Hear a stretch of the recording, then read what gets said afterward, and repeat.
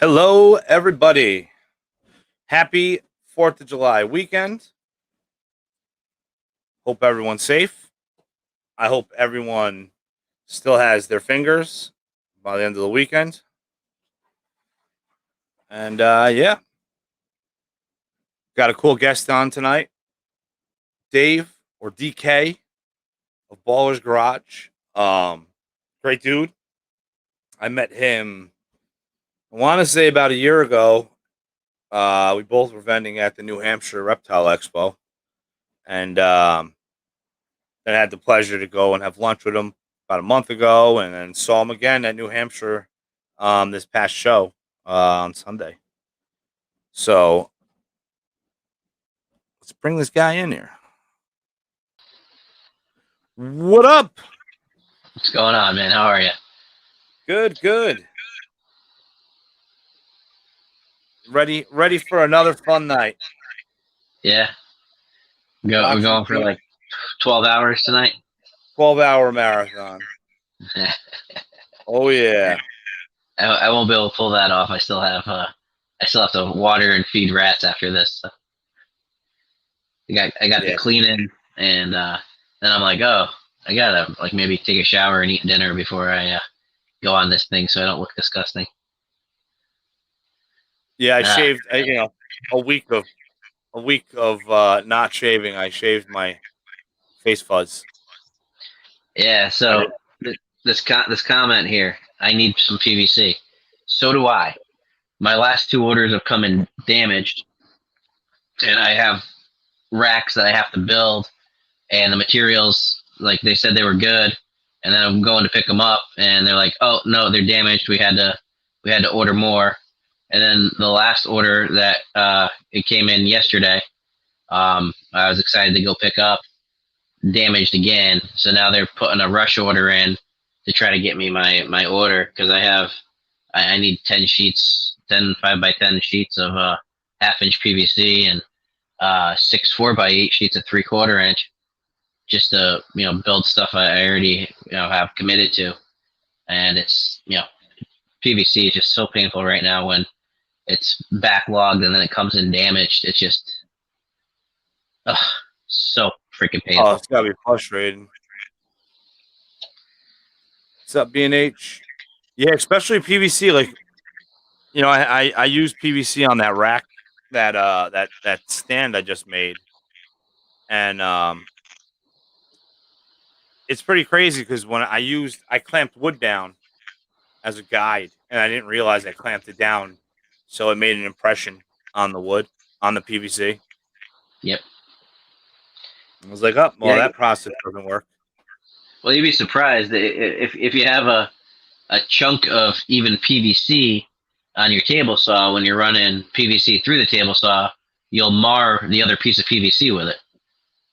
So, like, if you're trying to get nice, clean, smooth surfaces, you have to be super, super careful. And it's painful because I like the density on PVC that comes without the backing. Better than the backed PVC, but you have to be so much more careful with it because it doesn't have any protective film on it. But the stuff with the protective film, you'll get a variation across the 4x8 sheet. So it'll go from like 11 millimeters to 13 millimeters, which, it's only 2 millimeters. But when you're trying to make precision stuff with precision air gaps, for hatchlings or whatever, 2 millimeters makes a big difference. So. What up, bitches? What's up, Hardy? Hardy's the best because he's like the nicest guy on video chats and all that, but he says the best stuff in text, in messages. Oh yeah. He's definitely got a very similar sense of humor to me. every now and again, I'll say something where it's like, in a group chat or something, and it's like, I'm pretty much just saying it because I know Hardy's gonna laugh. Yeah, us Dave's got good humor. Yeah, no, we're good people. So, you do a lot of shit. You build snake racks. You breed snakes. you breed rodents, and you have a fancy beard. Yep, yep. And I have a full-time job and 2 kids. So And don't it's sleep. yeah, no, I definitely could use a little extra sleep. But that's not gonna happen because I gotta pick up a pallet of rat food tomorrow morning. So yeah, Nice. good times. What rat food? Uh, Kalmbach. It's a 23% protein. Good price. Yeah. And So you're going with a higher protein for rats? I've had a higher production with it. And it has less dust than the Missouri has had. I've had bad luck with Missouri since one of those Missouri's protein hard. plants went down. And the Missouri cost, like $6 or $7 more a bag. So if I can spend less and get a better end product, why not? I can get Kalmbach that's 17% or 18%, but I've just had great results with the 23%. So Yeah.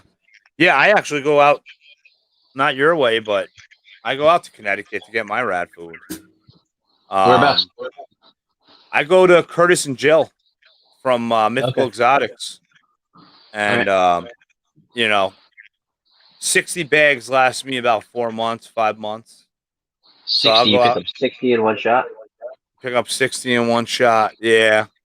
And then I kind of mix it up because they have an 18% that's for African softers and mice, and then they have a 16% for rats. Okay. So from what I've dealt with is the higher the percentage, I run into. I haven't noticed anything about litter sizes with the food that I've used, but I did notice I'm getting less tumors. Okay. Like now whether that's genetics, because obviously when I see a tumor, then there's an X put on that colony, and now there's no more holding back. You know, Right. but you never know. I noticed less tumors when I switched off in Missouri too.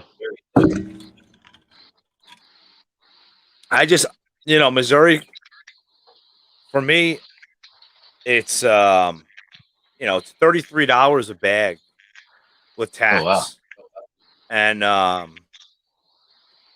it hurts me, man. You dump that. Like I have a cart, and I have two 30-quart bins that I pour the rat food in. A 50-pound bag fits perfectly in both of them, and it hurts to see all the dust. So like with Missouri, in 2 weeks we're filling up like a 6-quart tub with dust. You know, Yeah. where with this stuff I get from Mythical, we're going on like 6 weeks, 7 weeks, and we're only like halfway up a 6-quart tub. And how much are you paying a bag? As long as you buy bulk, it's $22 a bag. It used to be 20, but everything's going up in price, including feed. So unfortunately, it went up. Yeah. Yeah, the stuff I'm getting, I'm paying. Let's go with less than that. We can talk after. Really Yeah. cool. Yeah. Maybe I have to do a road trip. Yeah, I mean it's probably the same distance. Yeah. So I'd just give you my supplier's name. You can pick up right from them. Oh, my buddy Sean. This guy is one of the biggest hustlers. He's out Yeah. in Waco, Texas. Oh, Waco. Waco. Yeah, he opened up a pet store. He moved to Texas from DC, opened a pet store, and within 4 months, he already upgraded that spot into like an actual bigger store with Wow. a yard, with a four door garage, so they can do rodents in the back. I mean, he's got pretty cool, Okay. really So cool. like exotic pets too, like snakes and everything. snakes, gators, everything. Gators. Wow, that's pretty He's cool. even got mascots now. He's got 2 pigs. Yeah, it's hysterical. You got 2 little tiny pigs. Yeah, I think the pigs are a distraction though. I know they would be a distraction for me with the little boogers running around. Yeah, you'd be thinking about bacon all day, wouldn't you? What's I know I would quiet? be. Junior's having technical difficulties. What'd he break? He's just giving it another try. Why are you afraid of getting bit? It's not protecting the rat. Just do it, David. Make me proud. Comes up with this like stupid things. He's trying to tell me that our pastel pied head hypo is she's protecting the rat that she didn't eat. They're best friends now. They're like Yeah, Instagram, DMing each other. They know each other's zodiac signs.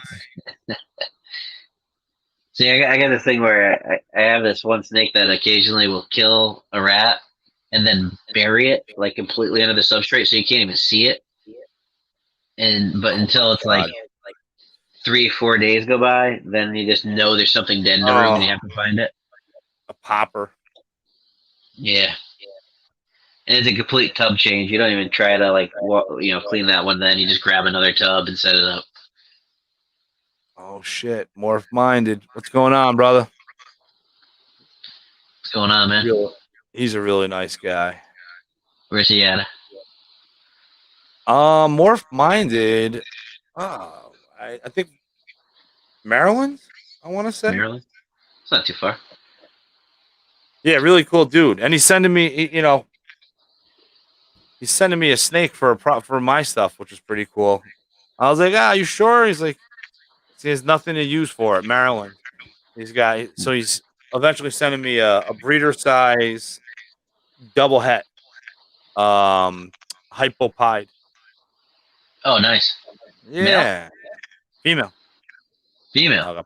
Okay. Yeah, he's like, you work hypopide. I'm like, yeah. He's like, oh, I got a female. I'm gonna send you. I got nothing to do with it. I need a male. You need a male? Yeah, I need a male because I have a female that's a pastel yellow belly, and she was bought as posset pied, posset hypo. The pied proved out. So now I'm like, oh, let me try to prove out the hypo because pastel yellow belly hypo pied would probably be nice. I'd have to assume. I got a double het if you want to go het to het. I got a pastel double het. It's probably about 800 grams, but yeah, I would want to run a visual hypo just to prove it out 1 year. I don't want to keep trying it. Yeah, you need double well, maybe I'll hit double visuals this year. We'll see. There you go. I got my my pastel orange ghost het pied bull wrapping, and I put her son in a pastel pied. Holy fuck, that one was close. 4th of July, fucking mortars just going off everywhere. I put her son pastel pied het orange ghost possible het albino to it. And so everything will be 100% het then, right? Yeah, 100% het on each side, and I mean it's going to be het to visual on each side. So yeah, so you got a 1 and 4. So taking a shot of the double recessive down to 1 and 4 it's not bad. Yeah, I mean she took a meal today, so I need this ultrasound. I finally bit the bullet and bought an ultrasound. And then it was supposed to be delivered today, and it got stuck in Massachusetts. UPS, FedEx, U.S. mail. This is the craziest shit about it, right? So the value, the true, it's like something value. It's the one that Nerd uses. Sal was telling me about it. Nerd's been using this one for like 10 years. Okay, And so they know it works. Yes, you know it works. So they didn't have the linear probe on Amazon. So I ordered it off the website. And I gotta say, $870 shipped. Yeah. Wow, that's really good. But it's getting delivered by Amazon. It's got a TBA tracking for Amazon. Okay. How crazy is that? So Amazon doesn't carry that product, but they're obviously housing it and shipping it, which is Any way to make money, Amazon will figure it out.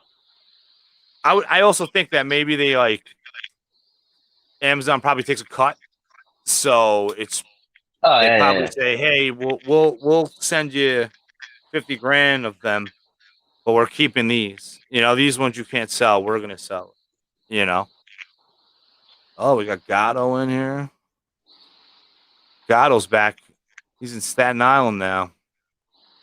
Back from Ohio. Is he a Python guy or? Yeah, really nice guy. Awesome dude. He's the one who saved my ass in Arlington, Texas. Because when we got down there, I rented a car through Hertz. Okay. And I used my debit card. I don't have a credit card. I don't like credit cards. Right. Credit card companies, they love me because I buy shit and then I don't pay my fucking credit bill. So I don't have one. So I made the reservation with a debit card.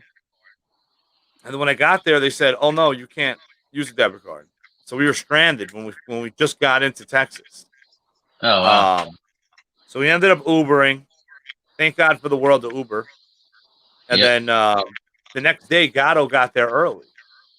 So he was like, "Hey man, what are you doing? You just hanging around?" He's like, "I'm already here. You want to meet up?" And he meets up with me and he tells me about this app that people rent out their fucking cars. What? So through Hertz, it was like $450 to have the car for 4 days.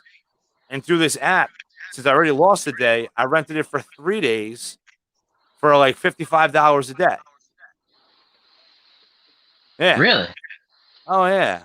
Was it a decent car? Oh, it was a brand new car. Really? Brand new Hyundai Elantra. And people just rent out their car? They literally, this guy had like 3 cars. People buy cars just to lend them out. It's called Turo. Yeah, so Gatto saved the day because we wanted to do stuff with the family, and we were able to do it because of that rental car. Yeah, $55 a day. That's not bad. Is there like all kinds of hidden fees, or is it just $55? $55, man. It's awesome. That's beautiful. We got Brian in the house. What's going on, brother? Yeah. So then when I came back to New York, I looked up and it doesn't work. No one has any cars in New York. Like when I look at the map, the whole map is empty. Oh.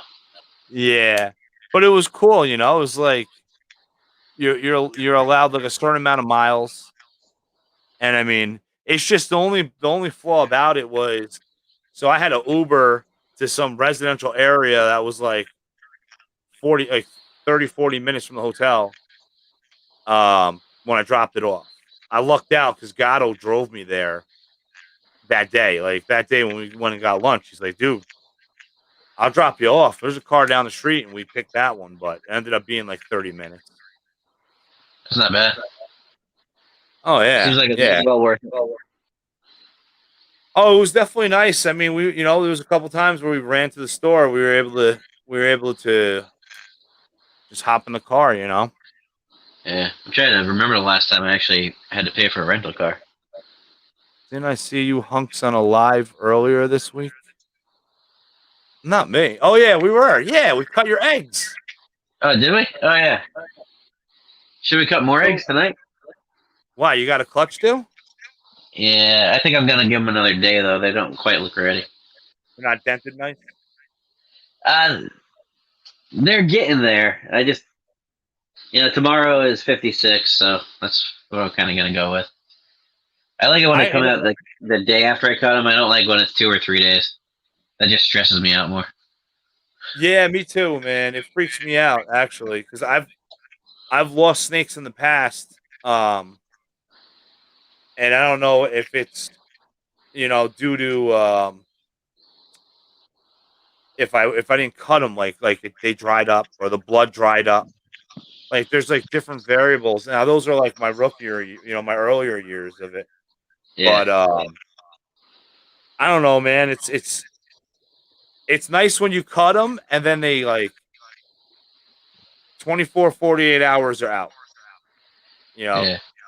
Well, I had this year already. I already had two um, wrapped in the umbilical. Oh shit. So if I hadn't cut them, I could have lost them. Last year, I think it was 6 I ended up having out of 130 something. Fuck. Yeah, that's scary, man. Especially if you don't even, you look at the egg and you don't even notice. How do you know that the umbilical? You gotta like see that something's going on. Something ain't right. Yeah. Well, usually I'll cut them, and then next day I go back, I look at them again. You know, when I'm not really excited to see what was in the egg, and now I'm kind of more meticulous, just looking at what's going on in the egg as opposed to what the snake is. Yeah. And like if all the blood vessels are gone, I'll open up the top more.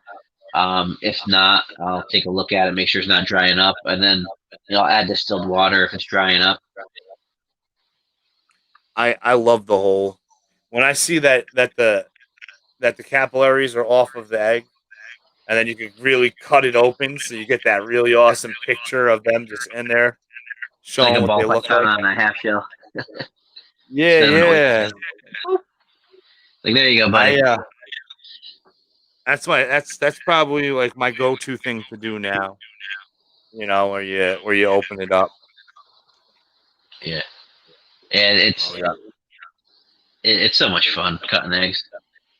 I understand people that don't want to cut eggs because they want it to all be natural and everything, but for me, it's Euphoric. it's really freaking fun. Yeah, it's like Oh man. I put in so much effort. It's like opening presents. It really is. Yeah.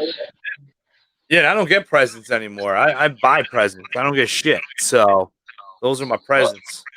well, it's like you know, I feel like cutting a clutch is better than almost any Christmas morning I ever had because I didn't really have to put much effort in for Christmas morning. I just had to like not burn down the house or get in too much trouble fighting with my brother.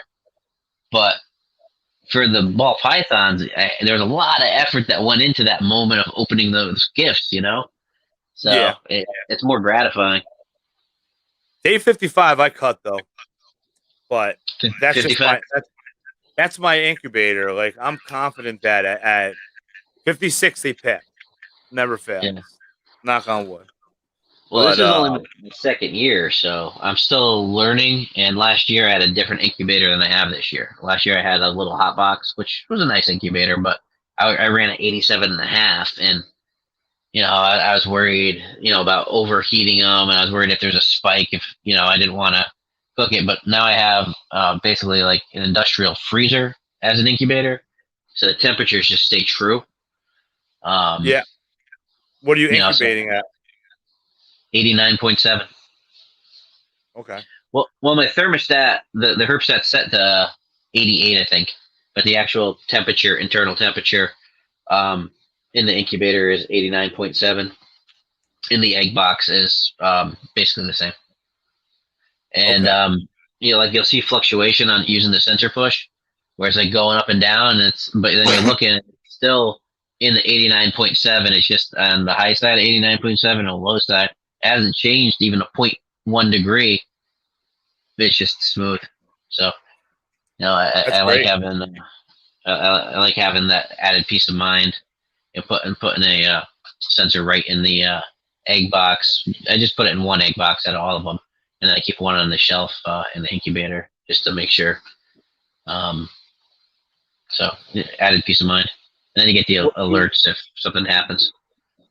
and what you use? What substrate do you use for I use incubation? Grow a it. very fine vermiculite, and I use a mixture. Um, what's the guy who's got the green logo? Constriction Addiction. He had a video out where he does three 16-ounce containers of the fine vermiculite and one 16-ounce of water. And I do that. It's not based on weight; it's based on volume. Um, and I watched that video, but I still put the light diffuser down, and I put the eggs on top of that. But I did do one clutch last year right in the vermiculite just to see. They came out fine, but I still like using the diffuser. That's how I do it. I I drop eggs right in there. Well, they settle, Yeah. and then as soon as they all come out of the egg and everybody's out, then I switch them right onto cypress mulch anyway. So Okay. they're not, they get a bath and they go right into cypress. Oh, so those things are gonna pip tonight. Mine. If yeah, I would think so. I mean, my Um, incubator, I run 88.5, but is and that the actual temperature in the tub? yeah, Okay. yeah, and I get I get pips on day 56. Well, see, these were huge eggs. I think it was over 900 grams for 7 eggs. So they were Nice. just, significantly large eggs. So sometimes I think the large eggs take a little bit longer to cook. I don't know, Possible. maybe. But like I What's took the them out pairing? last night. What's that? Oh, finish what you're saying. I took them out last night and looked at them because I was thinking about cutting them last night. And based upon the way they looked last night, I didn't even take them out today. So I'll look at them again tomorrow. Yeah. You said what's the pairing? Yep. Fire female, who's a really good looking single gene fire, but she was paired to a super OD yellow belly fire male. Nice. So I'm hoping to hit some super fires because they'll be OD super fires because everything will be OD. And there'll also be possible yellow belly. I'd like a female super fire OD to grow up to make futures. It'd be fun to make hets with her. Because everything will be Yeah. fire. Some of it will be OD, and then if she proves out yellow belly, also it'll be even better. So Shit, I may be interested in a male. okay, I need yeah, more. I got males that hopefully be ready next year, and then my pastel sugar OD is just, I don't know. He hasn't figured it out this year. well I may end up with another clutch you might be interested in a male from. I have that same male, the super OD yellow belly fire, is going to an pastel OD Enchi. So that gives me a shot at super OD yellow belly Enchi fire pastels. Yeah, yeah, that would So be more I'd only be appealing. keeping a female from that because Yeah, I got. having a super OD male might be more important than having a super fire male. Yeah, and you know what? I bought a pastel super OD, possible high OD or all that jazz, and ended up being female, which And it's not I terrible. can't. I get it, but you wanted a specific sex and that's why you bought it, but that's not the end of the world, man. Yeah, definitely not in the world. She's beautiful. I was hoping that I would have found a super OD by now, but I haven't yet. You know, Yeah, because what I really yeah. want is super OD hypo. Well, that girl was at 30 millimeters 30 days ago. I'm not. I don't think she's ovulated yet. I didn't see it anyways, but she's not a big girl. I think we counted 5 follicles, but she should technically, if she gives me 4 eggs, she should make 2 super ODs. because half of them should have OD, right? And everything's gonna have OD for the male. So, Yeah. I'd love to get a super OD Enchi yellow belly fire without the pastel to hold back for myself for a female. Hell, for a male, I might even keep it, but I don't know. Pastel and OD go good together, though. Yeah, no, it's just the pastel is gonna lighten it up, and I like the deeper orange than the brighter orange. Oh, You look know, at that. See? Oh, no. Little luck. Super OD hypo for me. super OD Oh, hypo. That's yeah. not bad. And that's 40 minutes from my house. There you go. I'd rather have Got super OD cardio in the hypo. house. Yeah, I mean that would be like a perfect candidate to breed to like one of my clown head hypos. You know, introduce it Yeah, into my clown. It has to go into the clown hypo project. That's the goal. yeah. I'm looking at getting into the Ultramel clown because I'm already in Ultramel. I'm already in clown. So I think Ultramel clown will be the way I go. I don't have a lot of hypo, so Ultramel, you're on the Ultramel train too, huh? yep. I I've had I bought a 1.3 for a really good price from my mentor, Joe Blasser. So without him, I wouldn't have achieved what I achieved last year or be where I am right now. But he gave me a really good deal on a 1.3, 100% het Ultramel, 50% het caramel albino, 50% het hypo. So I Brian's ended up on that train. so I ended up getting rid of the het male, and I picked up a visual Ultramel, Enchi Ultramel male. And I messaged the guy. I'm like, hey, this is great because I have these girls and I wanted to avoid that. And he's like, oh, let me check my breeding records. And he's like, oh, well, he's also possible het hypo and possible het caramel albino as well. So I really want to avoid caramel albino. I know there's people that say they've had success breeding it and everything. I've never seen it's successful. I have never seen somebody say, "This is my female visual caramel albino. Here's her eggs and here's her babies." I've never seen that. I'm sure it exists. I've just never seen it. I've only heard the opposite. So I want to avoid it. I don't want to make visual female caramel albino. I don't. Yeah. So Yeah, you know what? I was fine with just sticking with regular albino until I ended up with two um het candy, possible het pied females from Sal. So het candy, possible het pied. yeah, Female? pastel. Two females from Sal. And I was just like, I might have their sister. maybe. I have a pastel candy posset pied from Sal as well. Possible. Yeah, last year. Yeah. Yeah, most likely. Sal's just spreading that candy all over the place. I know he does. I know that Brian's got animals from that clutch as well. Yeah. Like, I don't think Sal had that many clutches last year, but he really got the candy out there. I think he just had a lot of big clutches. Yeah.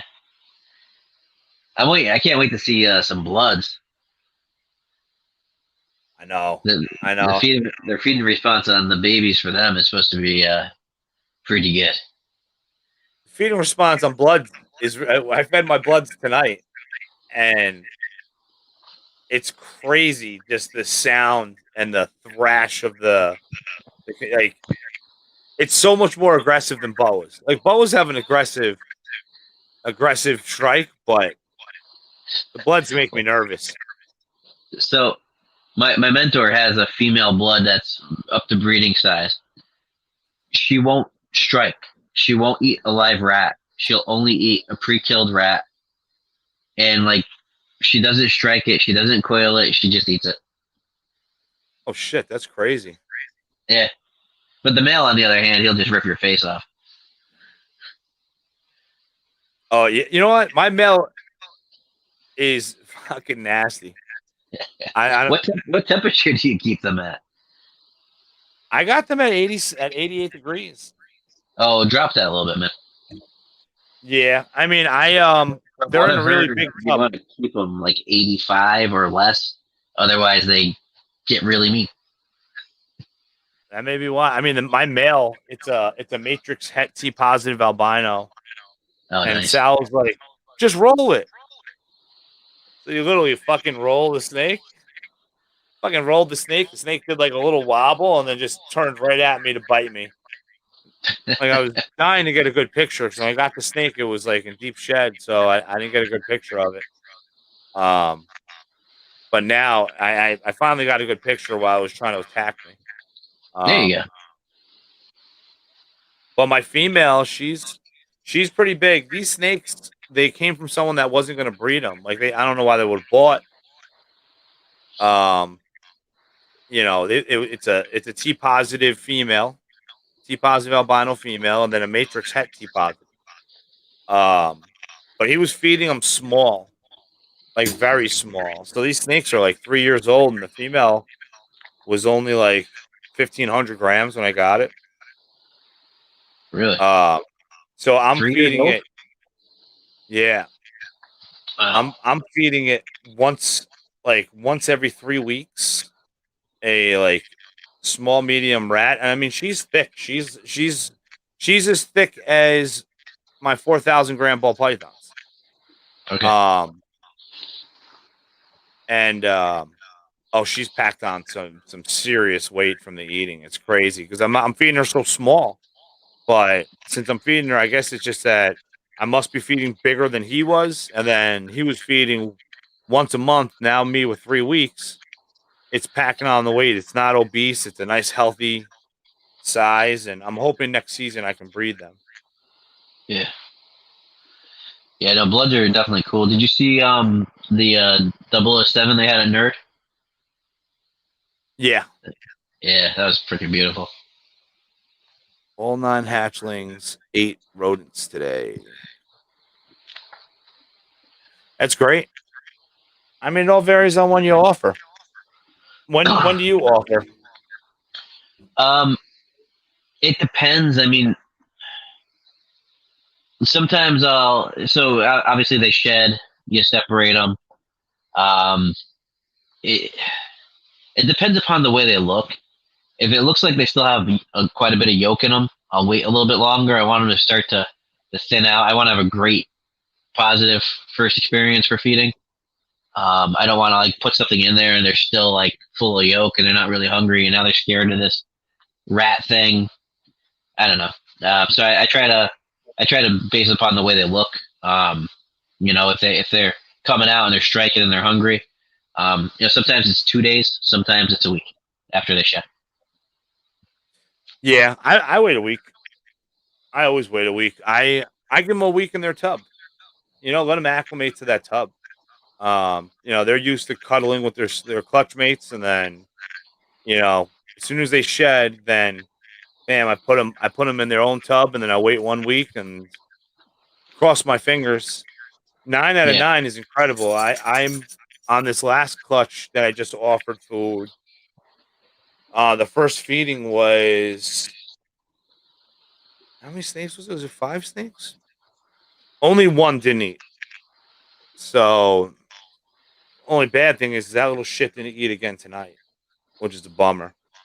What'd And you offer? usually ASF, What size? usually a hopper. Same thing Hopper. if it was the mouse. Okay. Um, everyone else ate. So like the super pastel was it super pastel mystic potion possible yellow belly. There's no way to see why the yellow belly's in that snake because it's so bright. Yeah. How could you even tell? You I got to just prove I just I just that. know the father's yellow belly. So So it might be there. Yeah. Yeah. No, I and gotta then I it's gotta figure those. What's in there kind of animals. you put the tarps on. Yeah. Yeah, I mean we're keeping her That's Mario snake.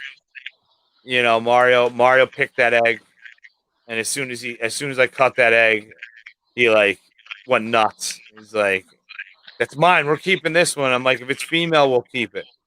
And then I There you go. pop it as female. Perfect. So it's my first bell. I've actually never hatched out a bell. That was the but it had some pattern to it, right? Because it's because that gives you a pattern to bell, right? Um, You it you had, you does. had set some pictures of that one, right? Yeah, you can see. So that's why I think the yellow belly will prove out because was it Scales from the Crypt? David posted pictures, and you can kind of see like the linkage on his that like Black Pastel produces. Yeah. Um, but mine, you can see like a shadow of pattern the same way, but it won't even show up on camera. But this is also an animal I hatched out 2 weeks ago. You know, but you Probably can see third the shed, lines on the fourth head. shed. Yeah. Probably third, fourth shed will be your best opportunity if you're gonna try to get a picture of any of the pattern. Yeah, I mean, David, grab the bell. She's my. As soon as we drop the mouse, the ASF in there, she strikes and eats. So Nice. that's like always a plus. The other snake that was going to be a possible holdback was the super pastel yellow belly mystic or Mojave. Um, George Palmer, my buddy. I'll get back to that. That snake did not eat on 2 offers. She's killing me. Very. And you're offering ASFs? Yeah. You know, it's not magic. Wake up, big girl. You're probably never gonna see it with this camera. Yeah, you can't see shit. You can see the line on the head, right? Oh yeah, See by the sure. eye? You can see You see that, but you can't really see the pattern. is that a mystic potion? Yeah, it's a super pastel mystic potion. Yeah. Okay. In person, Yeah, it's purple, yeah, I'm sure. but Yeah, she's it's really cute, awesome, man. man. If you're gonna make a bell, you might as well make a bell with some style. Yeah, and you know what's funny was this was just like a random pairing. Um, my buddy AJ A&M Reptiles. He was like, "Oh, he's like, I want your." He wanted my banana pastel head hypo, and he was like, "Oh, I'll give you a super pastel mystic yellow belly for it." And I was like, "It's a little lopsided." He's like, "Yeah, but I want a banana head orange ghost." So Yeah. I only I was have like, one. if you want it, then fuck it, I'll do the trade. So I did the trade, and then I was like, "Who am I going to pair the snake to?" I'm gonna And go off camera for a second. Okay. yeah, I'll still be here. so I ended up getting a pastel Mojave, and I was like, "Oh, screw it, I'll breed that." So my buddy Greg, winner chicken dinner, on a freaking spin to win for isopods. This fucker won. I just invited him to this group, the beginner's luck. He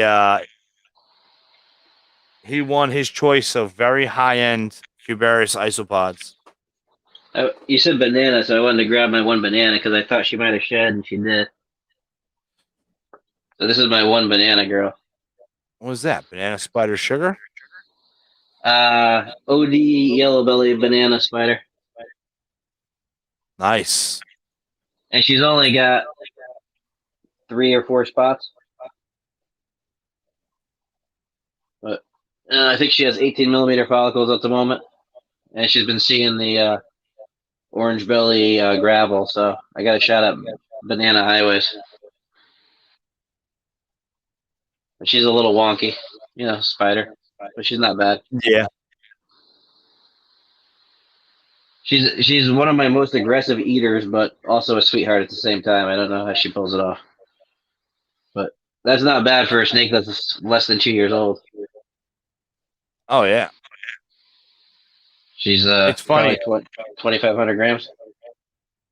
I got a clutch from a year and a half old stinger bee.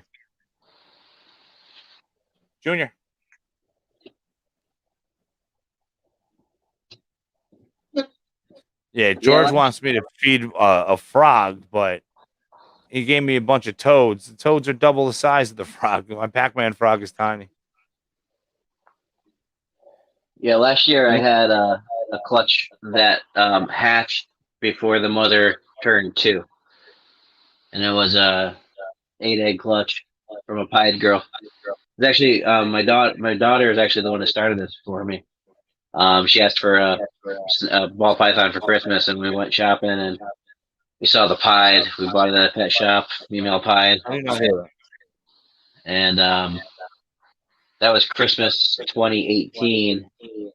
And then New Year's Day for 2018, 2019, I got my first snake, Where and they the would. it And all I paired, began.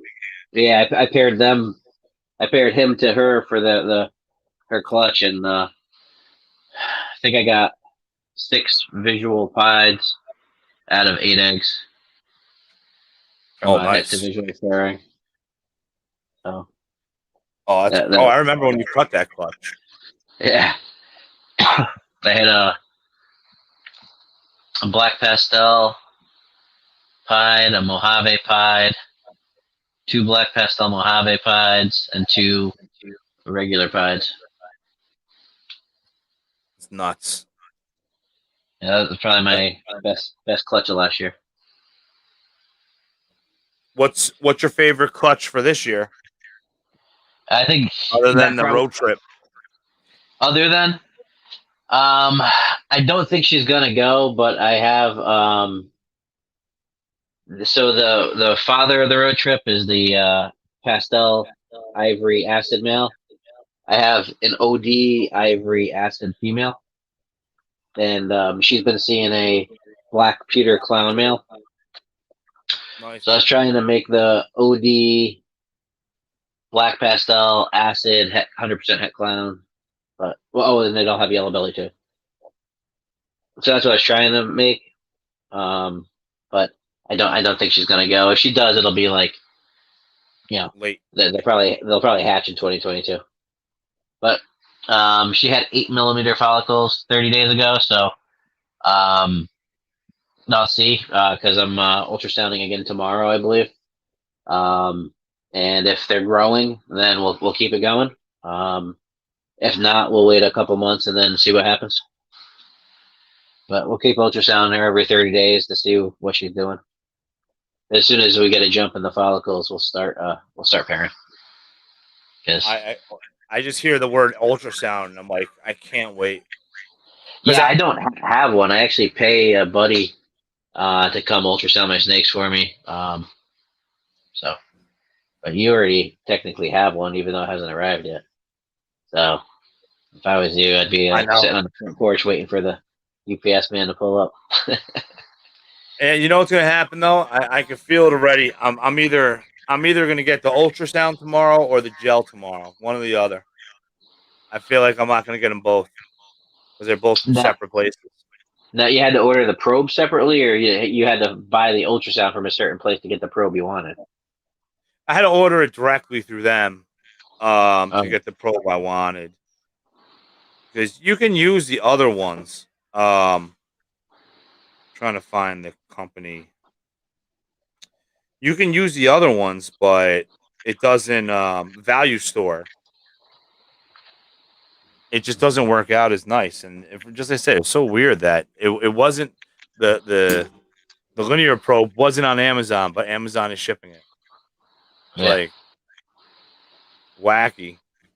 But I know that it's stuck. Actually, I'm gonna check real quick. Last time I checked, it was stuck in Massachusetts, and I'm like, the tracking's like, oh, it'll be there today, and I was like, oh, this is freaking perfect. Um, It was arriving today, and it was supposed to depart Mass at 1 a.m. Okay. So they discovered at 7 that it was a delay in transit, and then now it says again delay in transit. So did it show yeah, picked already? what's up? Did it show picked and packed and there's everything like that? Because maybe Oh they're yeah, waiting for it no, to it's come in. no, because it left Florida and ended up in Massachusetts. Oh, okay. I thought it was shipping out Yeah, of so Massachusetts. Sorry. yeah, so I'm dying for it just because now we're at the end of the season. I got males that went off food, and I got them back on food again, and now I want to kind of be able to work it out so that they can do the least amount of pairings, so that they're nice, big, and fat for next season. Yeah. Yeah. No, it's stressful when your males go off food. It definitely is. I got a male that will only eat if you pair him with two girls. If you put him in with one girl and then put him back in his tub, he won't eat for 2 months. But if you pair Oh him with two shit! girls back to back, you put him back in his tub, he'll eat like no problem. I have no idea. I have no idea. They all have their own little weird personality. Like it's crazy. And you got some that just they'll doesn't matter. You can feed them like every day and they'll eat, even during breeding season. You know. Yeah, So, yeah. I mean, I got a couple. It's so weird. This year, I just had a tough year with males going off food. Like I have two black pastel fire orange ghost males. Two, both of that's a them went off. nice combo. Oh, they're beautiful, but they as soon as pairing season started, they just both went off food. My black pastel orange ghost, same thing, all food. So the fire black pastel orange ghost, those two ate ASFs last week. For Okay. the second time. Now the black pastel, I offered ASF tonight, and he didn't eat. So he's Yeah, being correct. I got lucky because that male is my black magic pet pied male that you have to pair to two girls, and I paired him to one girl, took him out, went to put him in with the other girl, and she was in deep blue. So I put him back in his tub, and he didn't eat for a month. And then thankfully he took like 100 gram big male ASF the other day. So I was like, thank God, back on. Oh yeah. Oh, Because the he, ASF work with males. I mean, at this point, now that I expanded my ASF production, I think all my males are just going to eat ASFs, and I'll just yeah, occasionally throw in a rat. yeah, yeah. Well, he's always been a picky eater, but yeah, he was one of those snakes that I had him in a glass tank in my bedroom when I started. I didn't know what I was doing. Um, Yeah, you put the aluminum foil on the screen top, and at least I had I put a heat pad with a thermostat and a heat lamp with a thermostat. So at least I got that right. Then I had a warm side and a cold side, and I had some enrichment in there for him. Uh, yeah, yeah. you know, um, but God, like it was hit or miss to get him to eat. As soon as I put him in a tub, he was just eating every week, no problem. Um, but I still want my bedroom snake. So I want to get an eastern indigo. Um, Yeah. that'll be like I'll build a nice. I've never built I build a ton of racks, but I've never built a cage. But I'll build a serious cage for him in the bedroom. Um, him or her, whatever it is. I don't care if it's a male or female. I don't plan on ever breeding it. I just want something that I can, feed, snakes that die in the egg or snakes, you know, that have issues or kinks or whatever it may be, so that I can feed those two. that I can actually interact with a little bit. And I have to keep them away from the ball pythons. So keep it in the bedroom would be a good idea. Yeah, I want one, but I got time before I can get one of them. They got a Yeah, hefty price tag. no, it's definitely not cheap, but it's also like almost a 2-year waiting list. So I got a little time to save up the money. Hopefully, I have a good breeding season.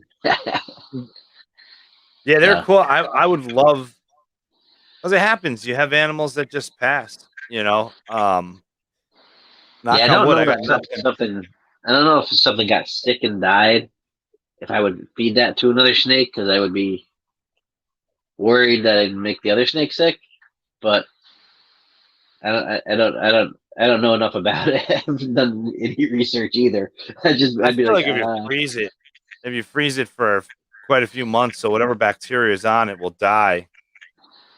yeah, Um, but I mean, I'm talking about like stillborns or those yeah, random yeah, snakes that they don't they come out of the egg halfway and decide they don't feel like living in this world. yeah. I had 3 of those last year, all from the same clutch. Oh, Yeah, that was it was a clutch because I was incubating low. I didn't really know what I was doing. I think I cut on day 60, 58 or 60, and then they spent 10 more days in the egg before they came out. 6 out of the 12 snakes had wrapped umbilicals. I unwrapped them all. Um, but I hit a ivory paradox that looks like a pied in that clutch. So with all the bad in there, I hit a really cool snake that I'll probably keep forever because it's possible OD, but I mean it has an OD head on an ivory body. it's pretty cool. It's a female too, so you can't, how can you not Oh keep yeah, that? You know, I have a and if ton she of produce, ivories. I don't have one ivory. Seriously, I think I have more ivory females than any other snake. I have one, two, three, four, five. Yeah, I have 5 ivory females with various genes in them. That's that. I mean, you work with gravel and asphalt, don't you? So I mean, Oh yeah, it only makes sense to have so many of them. yeah. I mean, for a complex, the yellow belly complex is my favorite. I'm really liking what Orange Belly is doing in the combos though. It's definitely a different gene. Um, I don't know if I could actually show on this, it would actually. I don't know with the lighting and everything, but I made a. It's called an Ultra Ivory. It's 1 dose of Yellow Belly, 1 dose of Orange Belly. But you know how when you put pastel into an ivory, you get color. Yeah, This doesn't have pastel in it, and I think it has more color than a pastel ivory would. I could try to show it. It's hasn't had its first meal yet, but it's shed. You want to try to see it? yeah. Plus, I want to see you get bit. Yeah, this one actually bit me the other day, so it's actually a Yeah, really good chance it's gonna bite me again. ball pythons. That's when they get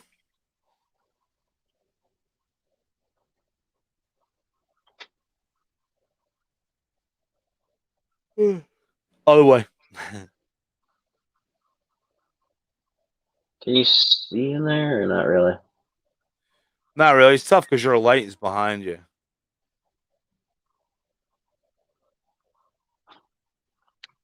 I remember with the egg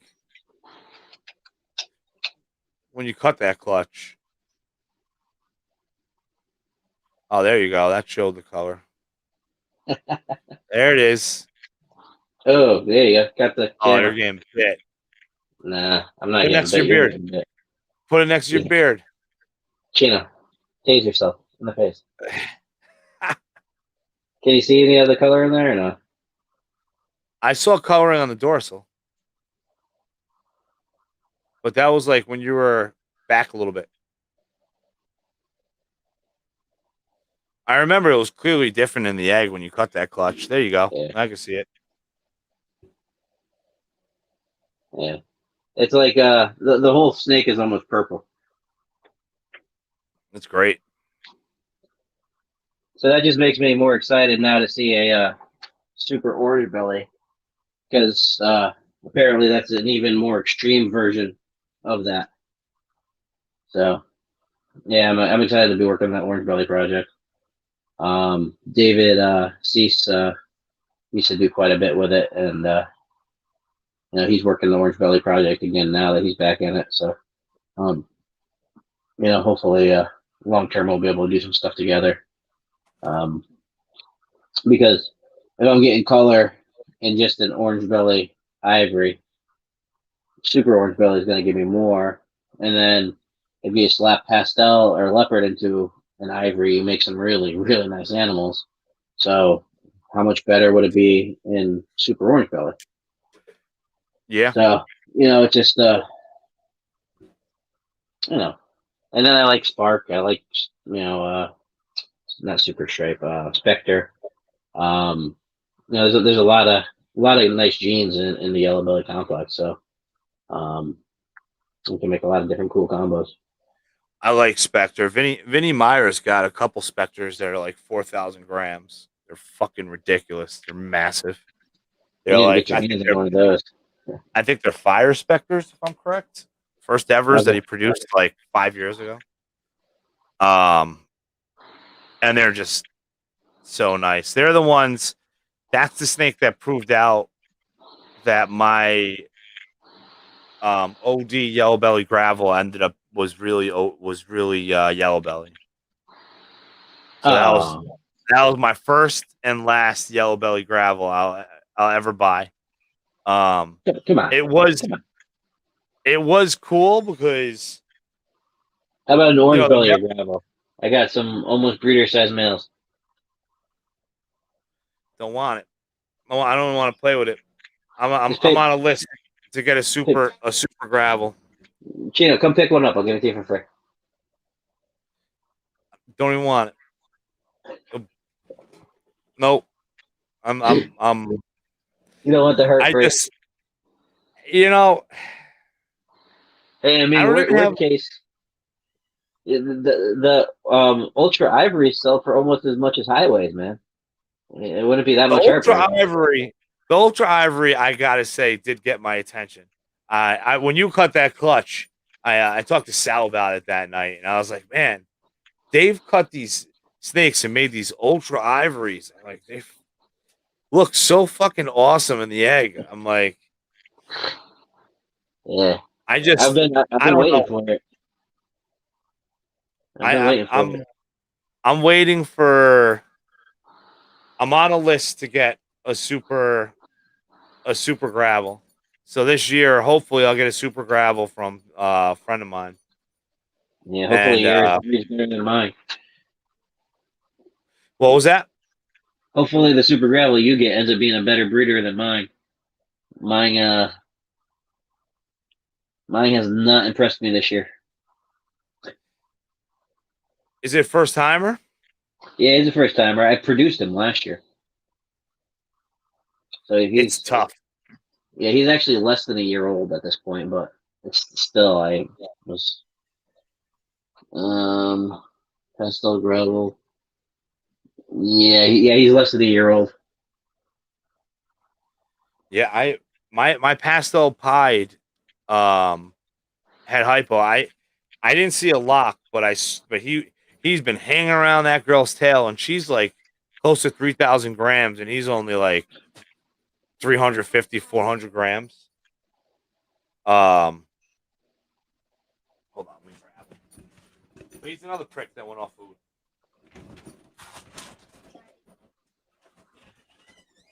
Let's see. He's gonna be going into shed soon. Yeah, he's going into shed too. Dark. What is he? Pastel pied, 100% het orange ghost, 50 possible het albino. Okay. So he's like well, now he's probably about 400, 425 grams. But he's been right on mommy's touch. When did he hatch? Roughly. I'm not sure. it says clutch 7 on the bin last year, so halfway mark. So, but I had early clutches last year, so I would say that he's probably around the year around by now. Yeah. I would assume. I wish that he was like his sister. His sister is like super low white, like really low white. Um, because when it comes to stacking all these recessives, I like low white personally. I do like high white, um, but I prefer a low white, especially with all the different projects. It, when it comes to trying to stack genes in a pipe and then ID it, it seems like high white would be counterproductive. Obviously, the pied is going to change pattern given that it's a pied, so you get a saddle as opposed to a true pattern. Um, but it seems like a waste of the template when you're going high white. I really long term I'm gonna try to strive to make medium and low white pies. Yeah, Once I have but I gotta enough to say selectively breed. that low white super OD, super Enchy, yellow belly, desert ghost pied that Ozzy posted pictures of a few weeks ago. That Yeah, snake is ridiculous. yeah. Ozzy basically is having like a hold my beer kind of season. It's just been like bang, bang, bang, just like Every day, it's making just a better snake he posts. making stuff that's even more orange than my shirt. Yeah, yeah, like deeper orange. Yeah. Yeah, that's why I'm trying to get OD into a lot of stuff. I hatched out last year. I hatched out what is it? A spot nose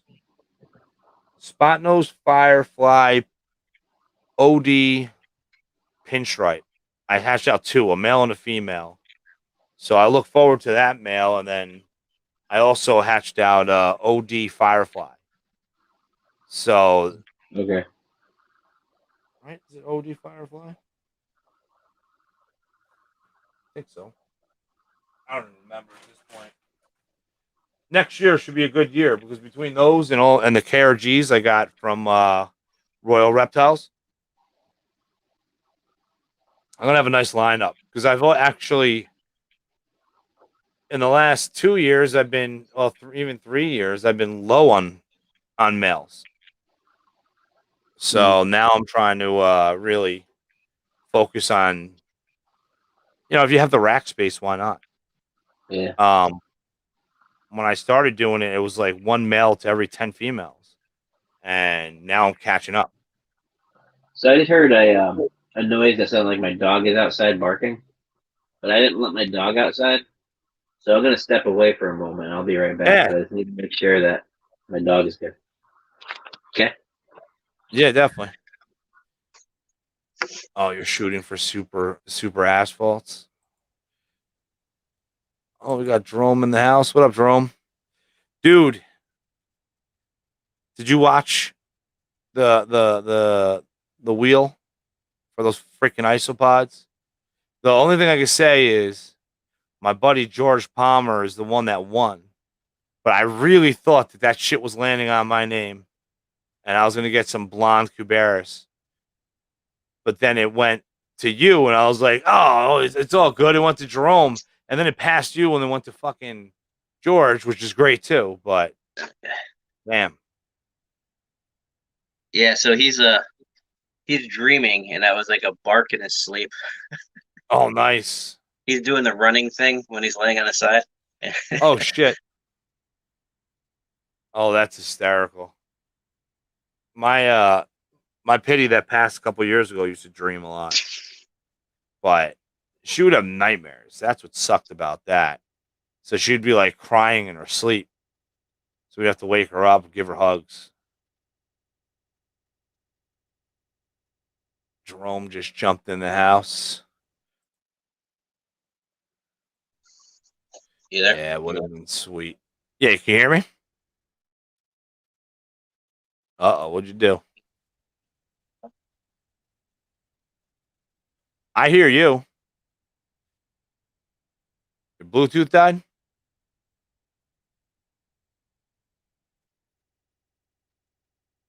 think it disconnected. Can you hear me now? Yeah, I can hear you. So, so you breed rodents too. How many colonies of rodents do you have? Oh dear God. Well, I lost 60 breeder females, and I think I have. It's not really colonies. I don't do Oh traditional yeah, 'cause colonies. you do. You do. I cycle females through a tub, so I'll have males that are raised together, and I usually keep two males in a tub, and then cycle females through. So I after the loss, I think I have around 200 females left. But I was growing up about 50 more females to replace anyways. So probably I'm 2 weeks away from having 50 out of the 60 replaced. And then 4 weeks Oh, from then, yeah, I'll be fine. I'll probably have like a moment of lull. But it's not gonna be right. I mean, it's not gonna be probably for I think in 4 weeks is when I'll feel it. I don't think it's gonna be immediate. It might be 3 weeks, but I don't think I'm gonna feel this for a moment. And then I'll be like, oh. yeah. I mean, with your clientele that's getting rodents, is that going to run into an issue about fulfilling them? Um, Not really. I was able to I've been able to service everybody's needs and then freeze a bunch still. So I might not be able to freeze for a little while, but I should be able to. Everybody that needs live, I should be able to fulfill their needs. All right.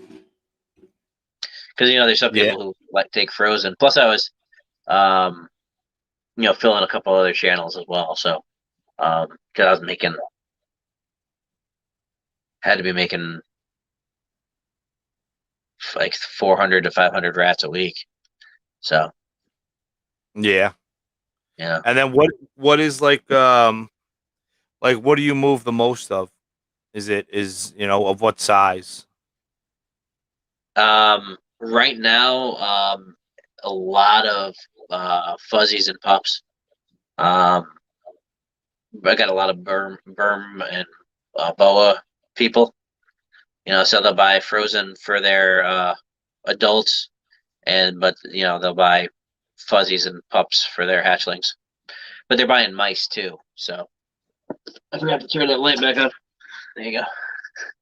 So, but they're buying mice. So it's a lot of hopper mice, um, small adult mice, and then fuzzies and pups. But I have a couple good customers who are doing. I'll get an order for 60 pups, 60 weans, 60 smalls, 20 mediums, and 30 mice from one guy. Yeah, Nice. that's always good. Um, then they get somebody else who needs 100 frozen large. You know, so the goal is to have the sales pay for the expense of the rodents, full expense. So electric, the food, the bedding, and then be able to feed my collection and my partner's collection um, for free. So Yeah. obviously, if Yeah, we my make it, customers stopped coming. My one customer, I don't know what's happening to her. She ain't feeding her fucking snakes. That's what's happening. Um, just sad. And then my other customer, I don't know. This guy's buying fucking mice from the pet store for $6 each instead of driving to my house. But my third customer just found his snake. He only has one snake, so it's not like he buys a lot. It's a kid, and the snake's been missing for 2 months, really, and they just found it, perfectly healthy.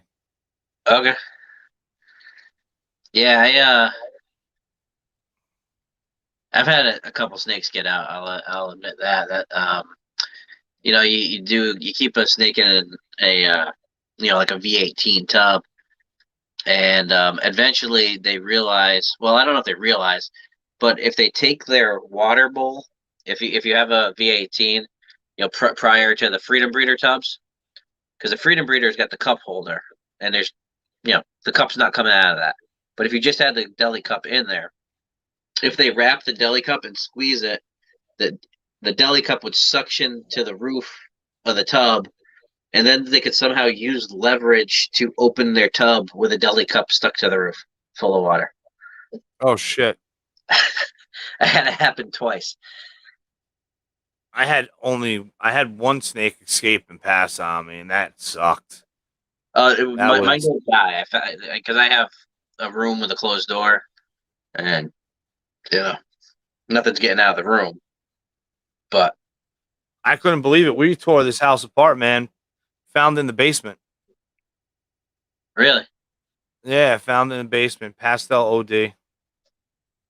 What a female or bummer. male? Female. Oof. I have one Is of it those. pastel OD?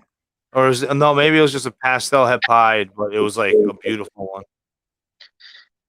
See, I have an OD pastel female that I really thought she was gonna be going for me.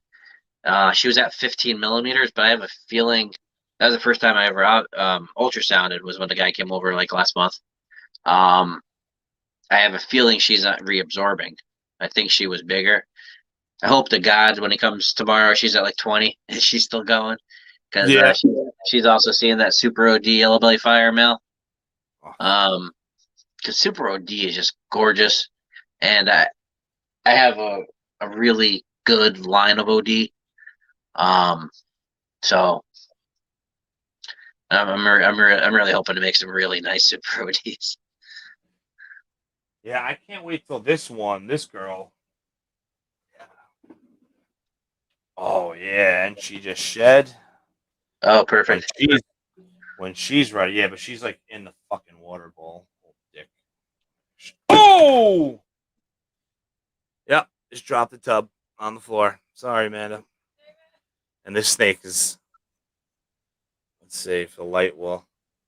What is So that? we think this is a. So I bought it as a pastel OD, possible yellow belly fire. She's like super bright, got this dark dorsal stripe. And the camera's not really showing. She's freaking just yellow, That pattern is crazy. Yeah, and she's a girl, and she's packing on the weight, right? You're packing on the weight. Do you have any idea what else was in the pairing that made her? No, but I think it was a pastel. It was a orange dream pastel to a yellow belly fire. Okay. But oh, there you go. You can kind of see her color now. Well, I could never really see her color. Oh yeah, that's right. You're colorblind, so that doesn't really help you. Yeah, Yeah, no, her pattern and her contrast are phenomenal. Yeah, she's a good girl. She's probably, I would say, sitting around 800 grams. Oh, she looks bigger than that. Maybe I haven't weighed her. Yeah, she's getting close. A 2022 clutch from her, maybe. Oh yeah, I think so. She hasn't gotten thick. She's still like. Yeah. Some of them get long. It's just crazy. Some of them will just keep getting longer and longer. Yeah, she's I got her from Nice Balls, and I can't wait to breed that thing. I think I'm actually going to go recessive to it just to kind of prove out all the stuff that's in her. Yeah, what do you have for visual recessive males? You got that pastel pied orange ghost, right? So I got pastel pied het orange ghost. Okay. I got a pied het albino. Okay. Clown het orange ghost. That one. Pastel clown het hypo. Female maker banana desert ghost het pied. What? What was that? Female maker banana desert ghost het pied. Visual Desert Ghost? Yeah. Yeah, okay, that's dude. Is he ready? Oh yeah, I mean I already got a clutch from him. So you have Desert Ghosts right now? Not yet. It's a whole back here. That's my only. I only have two I only have two in the Desert Ghost project. Come on, Chino. You can give him a female. Well, we'll see. We'll see what happens. If you get all females from the clutch, if you get all females, you give one up. Maybe. Yeah, I mean, if I hit 10 of them, you know, then you got eggs, right? I got one clutch. They slugged out. So I got I bred it to a cinnamon het pied. You don't have a clutch on the ground from him then yet. No, I do. Cinnamon het pied. Oh, I thought you said slugged out. Another cinnamon het pied slugged out. Oh, okay. What's up, Mindy? Oh, so you may end up getting visual pied 100% het DJ. Yeah, and I mean I also bred him to a pied, a possible yellow belly pied female. A pastel pied het orange ghost female. I mean, yeah, orange ghost female. Oh, Chino, can I just send you money now? Let me get something. And what else? And a pied another pied possible yellow belly. All right. I need some DG in my life. I do too, man. I mean, I have two. I have the male, and then I have a double head DG orange ghost. It's crazy how quickly the recessives start stacking in your racks. You don't even realize it. It's like, how many recessive projects am I in now? And it's stressing me out. That's why I didn't want to, like, Sal, like, he gave me a deal I couldn't turn down on those pastel, you know, candy pies. But I got albino pied. I got what pied? I got albino pied, orange ghost pied. And what's the last one? And desert ghost pied. That's just with pied. That's all double recessive with pied. Yeah, that's before you even talk about your Xanax stuff. That's just pied. Yeah. And then I think I put banana pies in their own category. So that banana desert ghost was really busy, and I'm trying to make low weight pies with it. So I have 3 breeder black pastel het pies I produced in 2018, and they're all like breeder what? Say the genes? Black pastel het pied females. Okay. 3 of them? Yeah. All right. Send them down. There's a few snakes. I think I'm finally gonna do a collaboration because I got a pastel albino female that's like 1,800 grams, and Sal wants it. What size are those black pastel het pied females? Over 2 grams. And are you pairing them or no? I got one clutch. I bred banana double head orange ghost pied to it. And then right now I'm breeding the I got locks with the other one with my pied het albino. Okay. So I got to see which direction I'm going to go.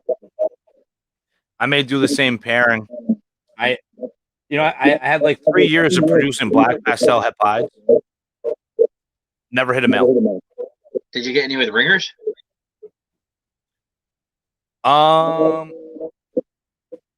if this one's got a ringer. Where is it?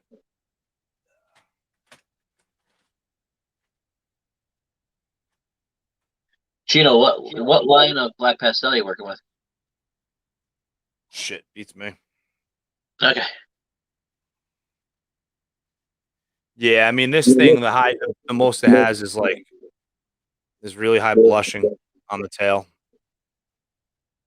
But What this is it? is just a black pewter hepide I produced this year. But he's well started. Do you have a single gene black pastel from your line or no? A single gene black pastel. Yeah. Yeah. I mean, I have. I'd love to I see it because it looks that black pewter looks way different than the black pewters I produced. Well, I can show you his mother.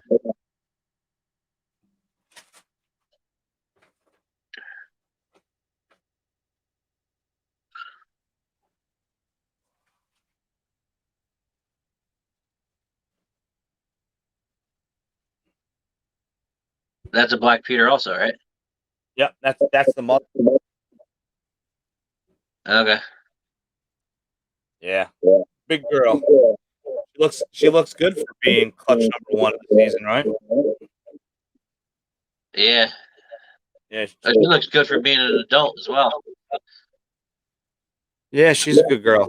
Her pattern, her contrast, everything held nicely. Yeah, you know what? It almost looks like a super pastel looks. You know how everything's all blushed out. Yeah.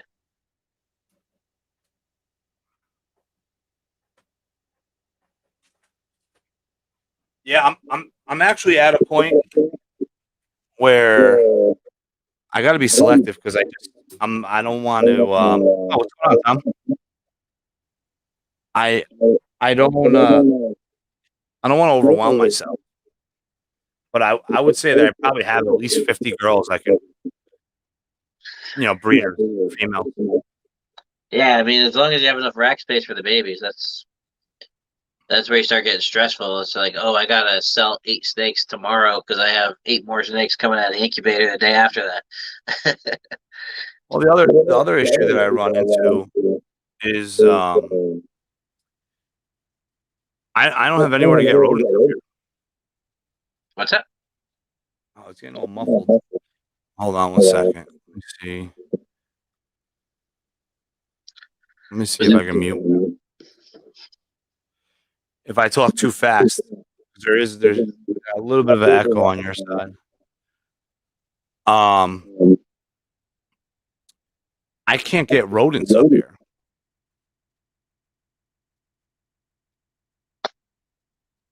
You back on, or I'm gonna try to do it again. So the closest rodent breeder to me is Komodo reptiles. Oh, there you go. Yeah, it's better now. So yeah. So the closest breeder to me is Komodo reptiles. And they'll only deliver to me for $1,000 order. So And where is that? yeah. They're like Hudson Valley area, I think, in New York. How far are they from you? A little bit less than 2 hours. Oh. But they don't have one customer up here. Yeah, I'm probably maybe a half an hour farther than them. I'd probably give you a better price if you ever need. Yeah, I mean, I don't want to buy rodents right now. No. I saw how expensive rodents were at the expo. How much were they? Hoppers and small mice were 80 cents. Okay. That's in bulk for a bag full, right? Yeah, for 25 of them. Yeah. It's a lot of money. I mean, I used to pay. 4 years ago, I was paying 50 cents a hopper. 40 cents a hopper. Yeah, but I mean, also 3 years ago you could get Missouri for $18 a bag. Yeah. And now it's 33, right? Not up here. Fuck that. Up here, I've been paying 30 since I moved back up here 4 years ago. It was 30 plus tax. Yeah. Oh, that long ago? Okay. Yeah. Yeah. Locally, you could get it. I think 3 years ago, you could get it for. You could get it for under 20 a bag. 3 years ago, locally. It's just so crazy. Because, like, especially where I get it from, like, they don't hold an inventory of it. Like, they do, but they don't. Like, when I was buying it, they were holding 4 bags for me. And every other week I was buying 4 bags. It's not like they're holding high numbers, but I know that they were making their money off of them 4 little bags, you know? Where were you getting a Tractor Supply or somewhere else? Agway. Oh, Agway. Agway down here carries the Kalmbach as well. Just so you know. You gotta send me like the paper on it. Let me see if I can find the paper right now. I think I got one right here. You can still hear me, right? Yeah. Okay. I thought I'd saved one because I had sent it to somebody else. Barnhart line, black pastel. I think it's nice. Barnhart I don't has the best oranges. E&G has the lowest defect rate in Superform. Yeah, I think that's why I want to go. Like I have two Cinepides. So I think I'm gonna go with the cinnamon to black pastel and go with the 8 balls, you know? Do you mind if I'm off camera for a little bit? Nah, whatever, man. Right. You're good. I want to have a cigarette because I watched you smoke a cigarette and I've wanted one since then.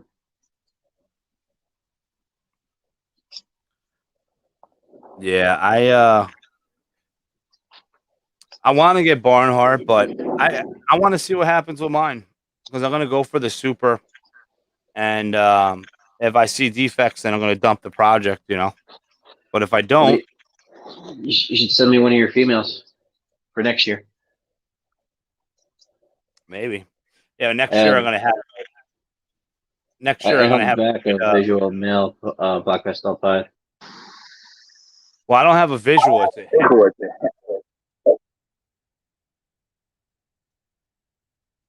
Yeah, and then my 2 females are hit.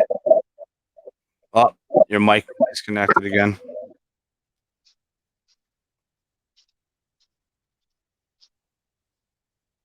One day. Lost you again? Yeah, went back to Echo.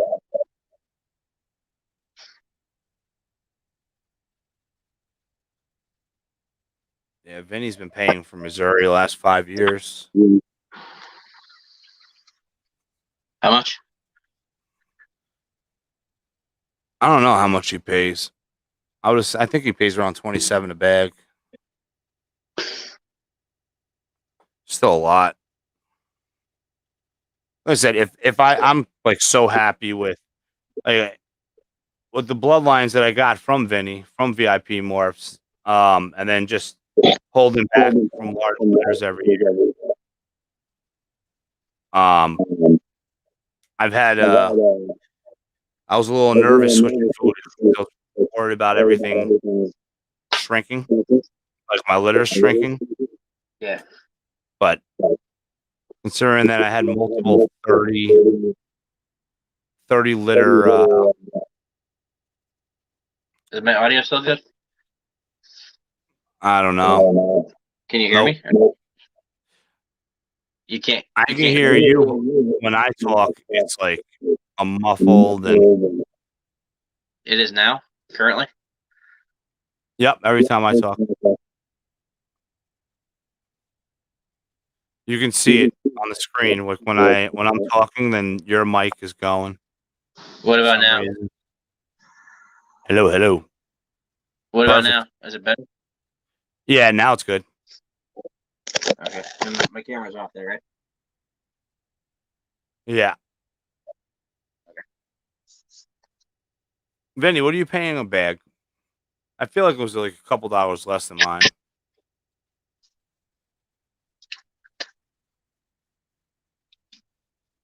I'm happy with the stuff I get from Curtis. Curtis and Jill. Is that Yep. Yeah, they're I really haven't nice seen people. what is that? They're nice people. Yeah, I mean they're good people. They're a They're family that's living off the business. they're also Living the. my closest Herpstat supplier, so they've come in crunched for me a couple times when I need a Oh new yeah, thermostat. and they had They they actually had the Spider Co ones before everyone. they, But they actually had one of their employees drive and meet me halfway to get me one when I needed it. oh, I believe it.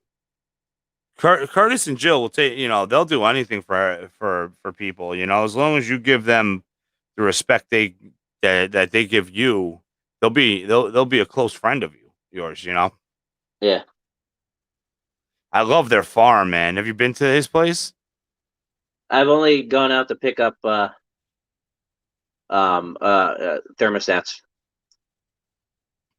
His And rodent facility is crazy. yeah, I saw the barn. I didn't go in the barn. I just saw the outside, but I was picking up Herpstats and they had 4 rat customers waiting for them, so I didn't want to like get in the way of their business, you know. Were the goats running wild? And I didn't see any animals. Oh, they had two goats, Oreo, and I forgot what the other one was. Well, Oreo cracked me up, man. We loaded 60 bags into a full size van, and fucking turned my head. Fucking this full grown giant fucking goat is in the back of the van chewing on the wiring harness for the brake lights because the Oh van god. didn't have anything covering it. But the goat listens. As soon as I yelled at him, he was like, the goat just jumped right out of the car, out of the van. But Yeah, they were down funny, man. the goats are the in general. The goats were. I never like met a personable goat. You know what I mean? They're all pretty much just the goats I've met in the past were all like fucking feeding with your hand. They only like you because you had food in your hand. But his goats were like Oreo was my buddy, man. His fucking goat. First off, its head was as tall as mine, and then he would rub his head on your arm, on like my bicep for pets. He like cuddle in. It's Oh fucking wow. cool. Yeah, it made me want a goat. I never wanted a goat. I want a goat for meat, but it's going to be added to the farm list from farm to plate. The Oh yeah, down the corner from me, there used to be these people who had goats out in a pen, and kids would come and feed the goats and stuff. And last year, somebody brought apples, and they fed them whole apples. with the Three of seeds. three of the goats choked to death. Oh shit. So they pulled the goat from the corner and they keep them in their back lot now. Vinny used to have. I only see sheep across from him, but they had llamas. They had a lot of llamas, Okay. and I thought that was pretty fucking cool. I've never seen a llama like at someone's house. Are those the ones they do the fur from? Yeah, Okay. yeah, where they make the high end fucking fur with it, like scarves and shit like that with the llama. I got this one male that's just trying to get out of his tub so bad. Yeah, he wants a girl. He was in rotation last year, but not this year. So now he's just ornery. I got a couple like that. Sal breaks my balls, but I out of 15 clutches last year, I want to say about 9 of them were pinstripe. So I was breeding Enchi Lemon Blast and a fire spot nose pinstripe. And this year I'm like, I don't want to have one pinstripe clutch. So I don't. I just pinstripe throws so many variables out. Like Yeah. you can hatch out. I can hatch out. 3 pastel fire pinstripes, and they all look different.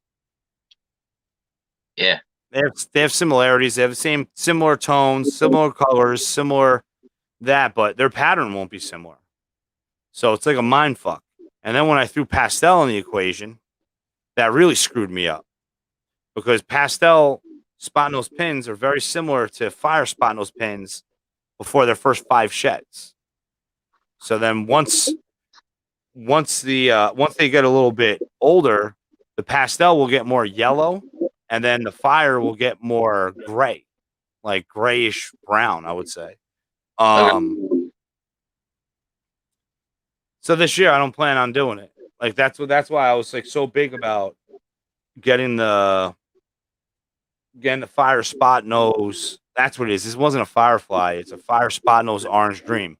When I hatched out that male last year, I was like, fucking awesome. Like that's now I isolated out the pinstripe and I added orange dream, which I'm a lot happier about.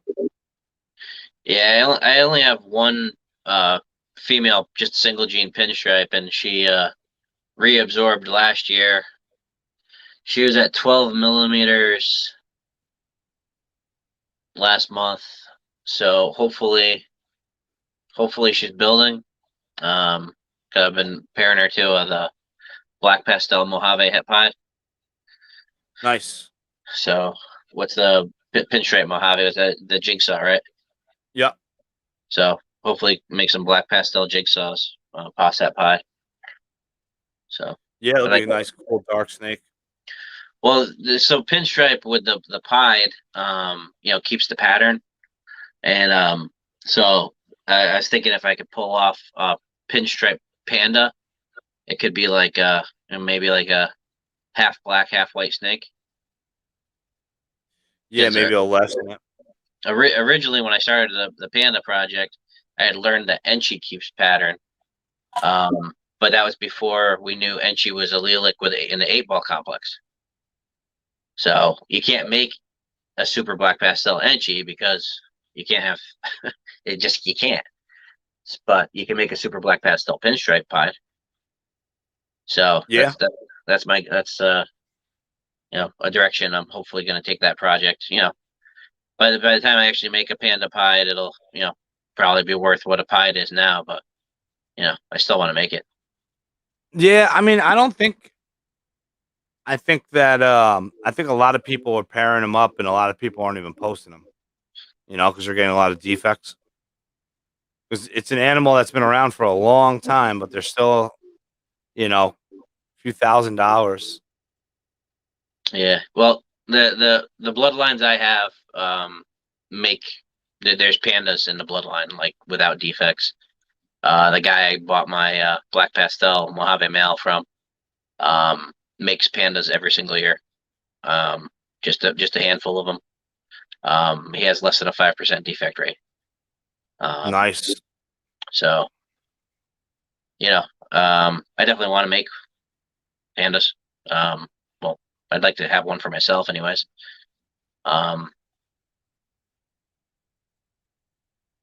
Hopefully someday. I got 1, 2, 3, 4.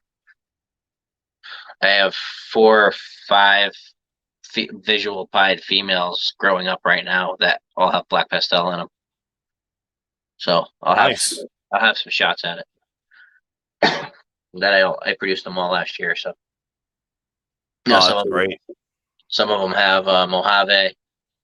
Some of them have pastel.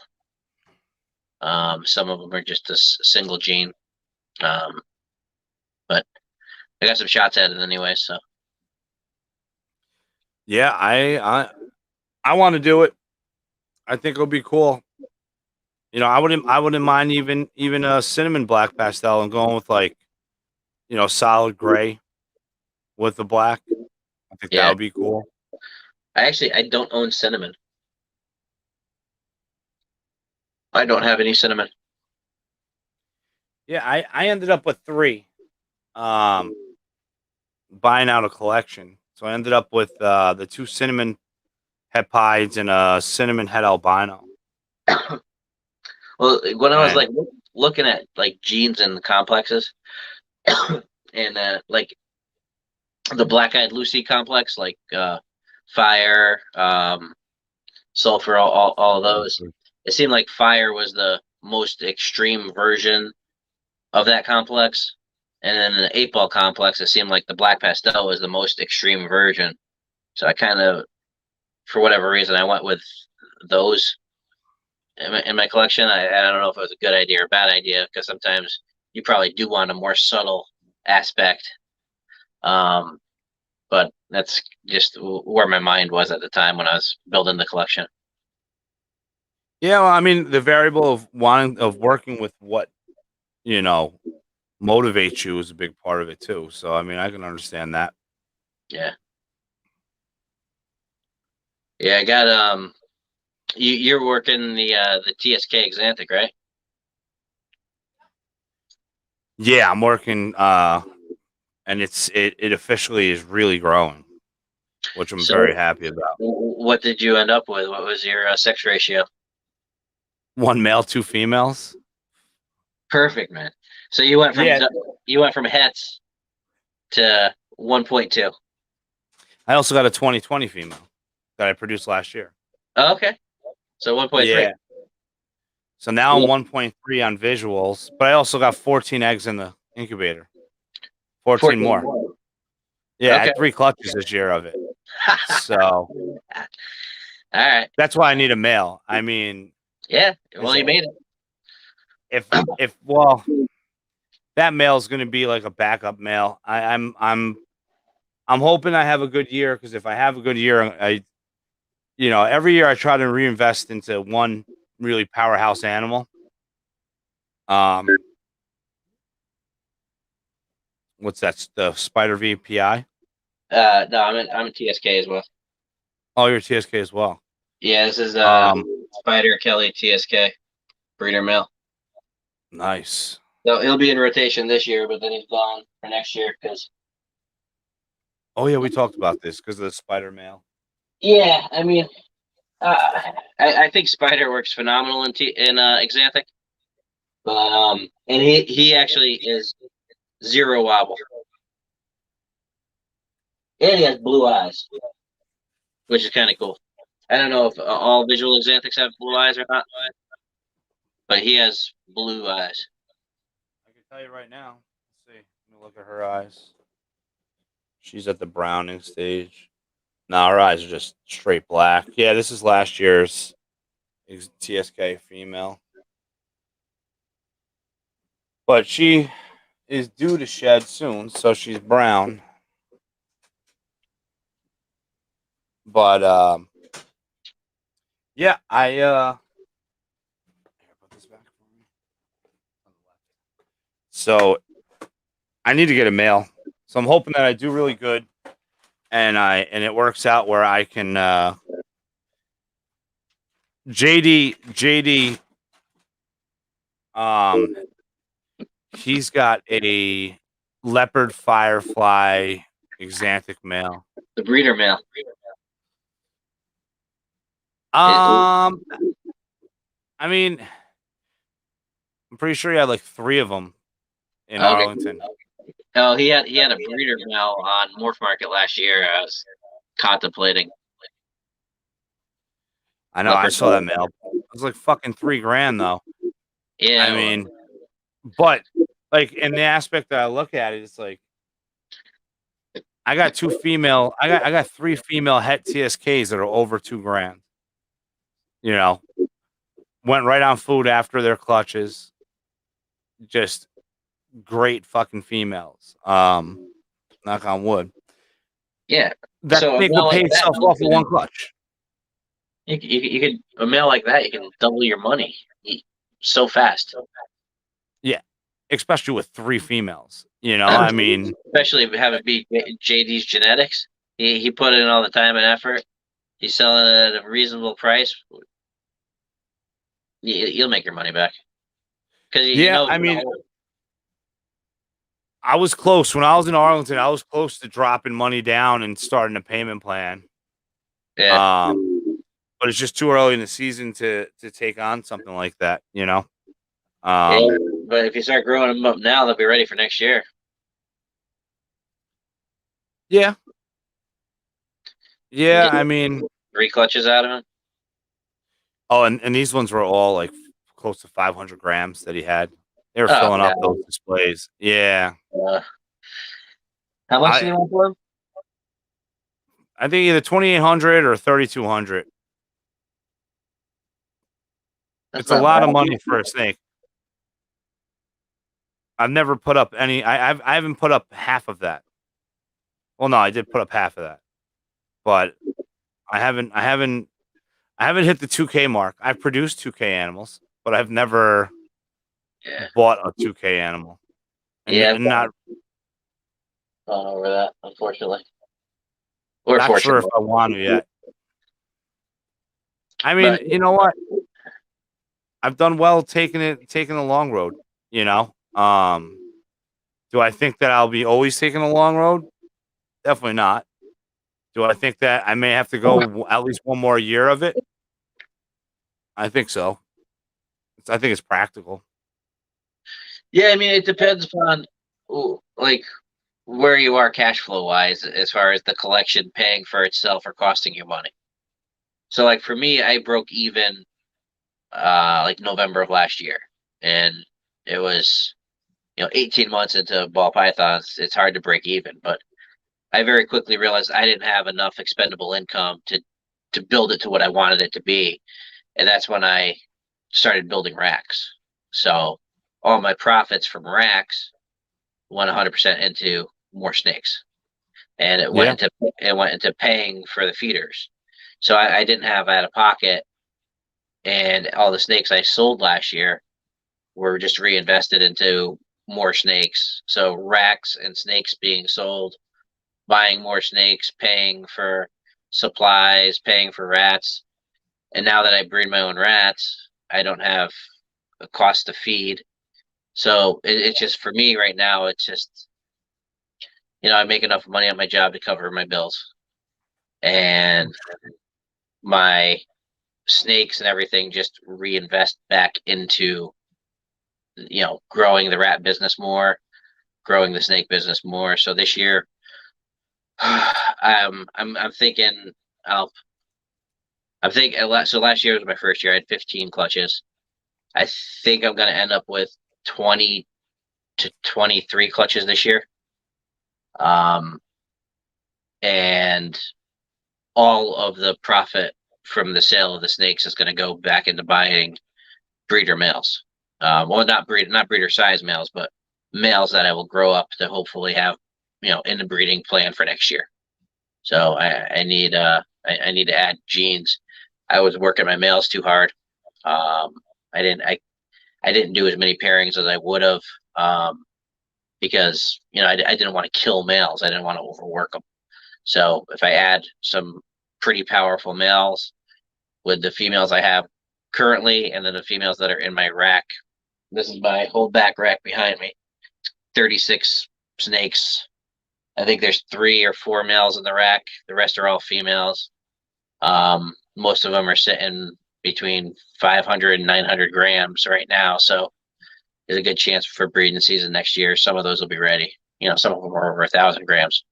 But I should have enough, snakes available to, where powerful males will be worth it. If I run let's say I get a clown pied male, and I run a clown pied male to a GHI, Black Pastel GHI Mojave het pied, and I hit a visual pied 100% het clown and hit a couple of those genes on there, sell 2 or 3 of those, and I paid for the clown pied. Yeah. That's one pairing. I think clown pied though, you gotta be ready. I think a lot of people want clown pied right now, and there's like none of them online. I pre-ordered one. Oh, all right. So then you're. So as long as one of our mutual friends, as long as his luck turns around a little bit and holds out for what it normally would be, I should end up with a snake I'm looking for. Yeah, that's a project that I would love to get into eventually, but right now it's not. Clown. I'm sticking with clown with clown hypo. That's my largest project. By next year, I should have, I think, 25 breeder females in that project alone. Okay. And then once I get my double visual, then I can start playing around. So how many females? Like this year I have 8, but you say 25 though? Probably around 25 of them. Yeah. Hypo clowns. We'll see. We'll see what happens. I got one clutch. I got a pastel double het to the pastel clown head hypo. I'm waiting, and that's why I can't wait for this ultrasound so I can check my pastel spot nose clown head hypo and my pastel clown head hypo. But I'm also breeding the clown head OG to a black pastel double het, and I already have a clutch in the incubator from a black pastel head hypo that I bred the clown head orange ghost to. So hopefully I get. So you have a shot this year of making black pastel hypo clowns. Yeah. Visual. Yep.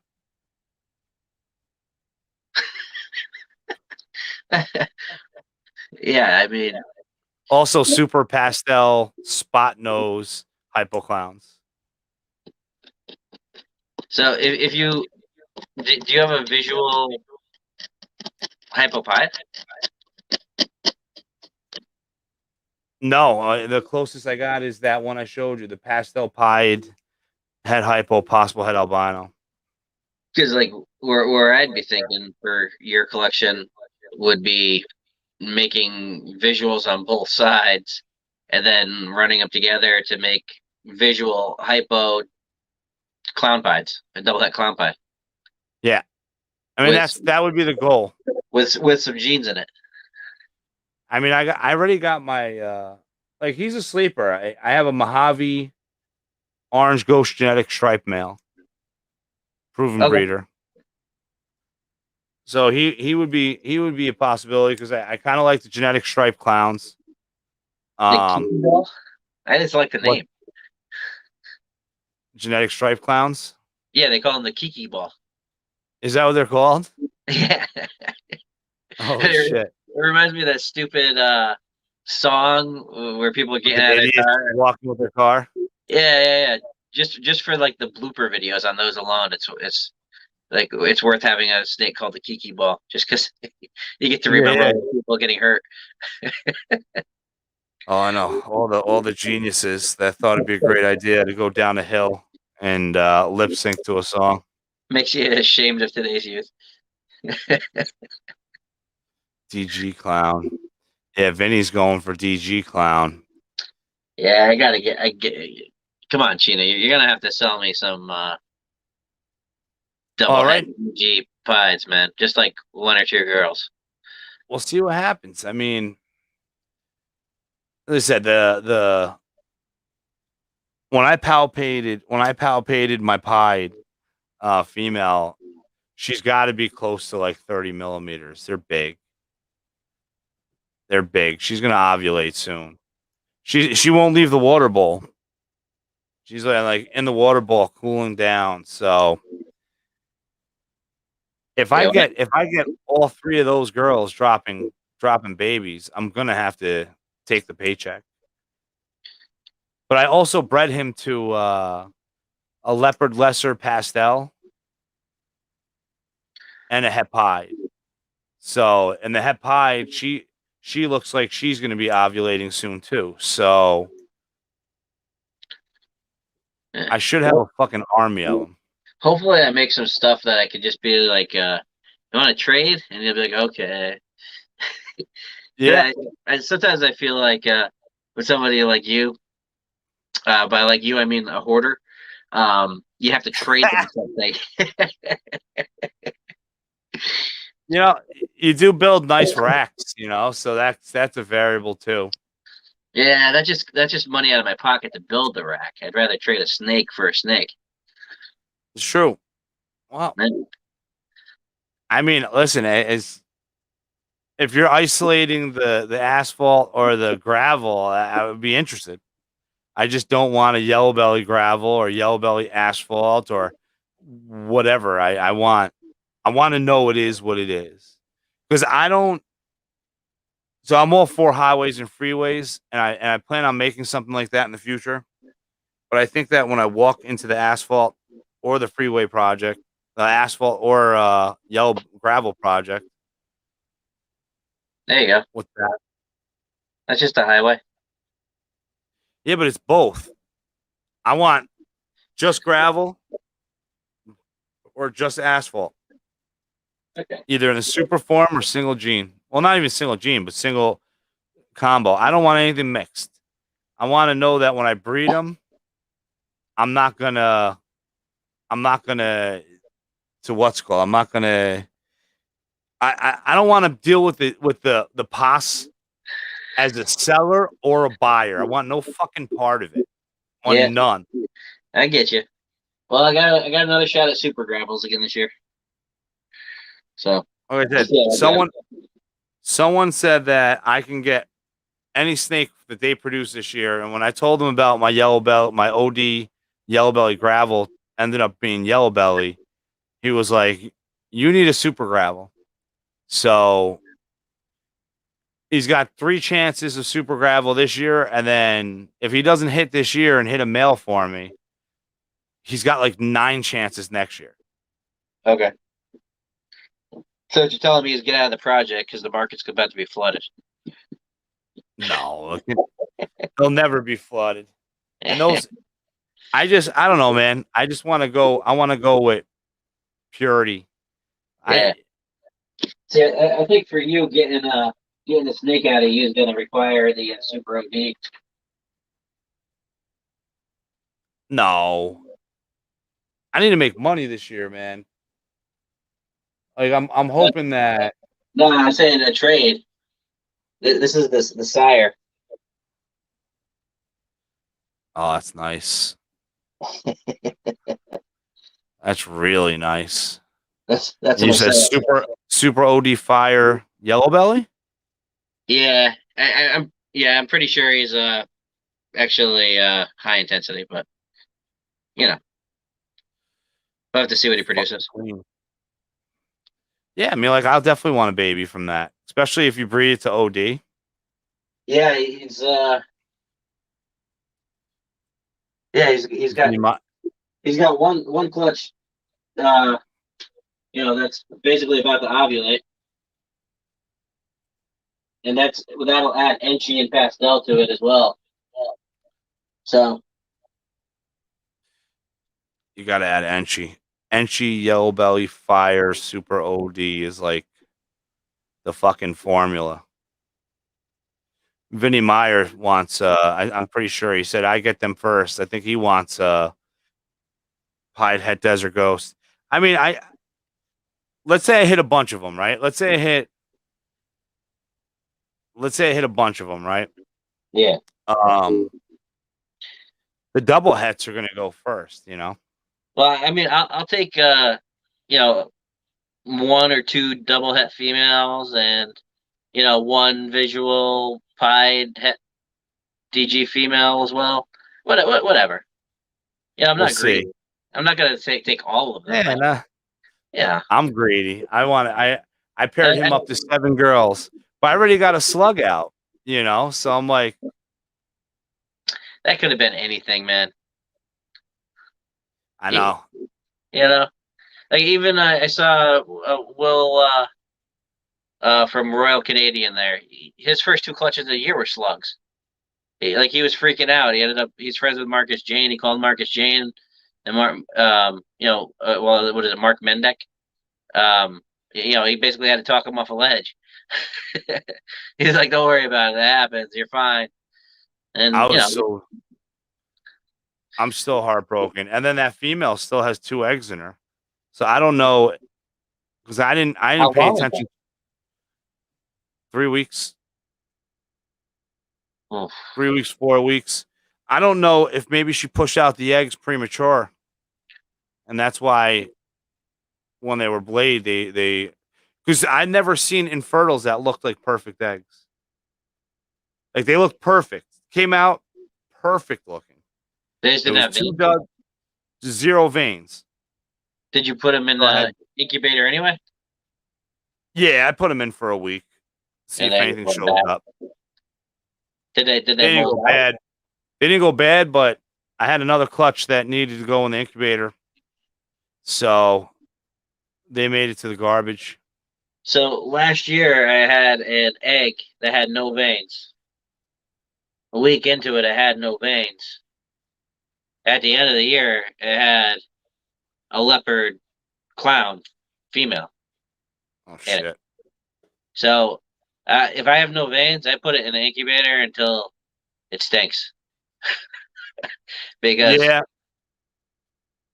you know, what it had a I question dumped mark them. on it. When I was cutting the clutch, somebody asked me, I did it on video. Somebody's like, "What's the question mark mean?" And it's like, "Oh, this one had no veins." And I open it up, and it's a leopard blade clown female. Yeah, see these ones, I really like. There's nothing. Were they There were was they nothing. all, were they just all green, like a green color, like a yellow green Yeah, color? it was that infertile look, Yeah, where they're like yellow. that's exactly how this egg looked.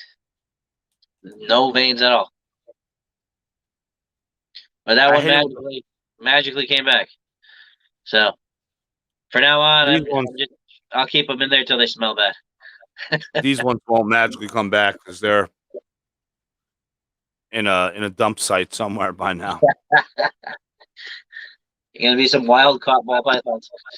I needed room in the incubator, so I was like, checked them with the veins, candled them really good.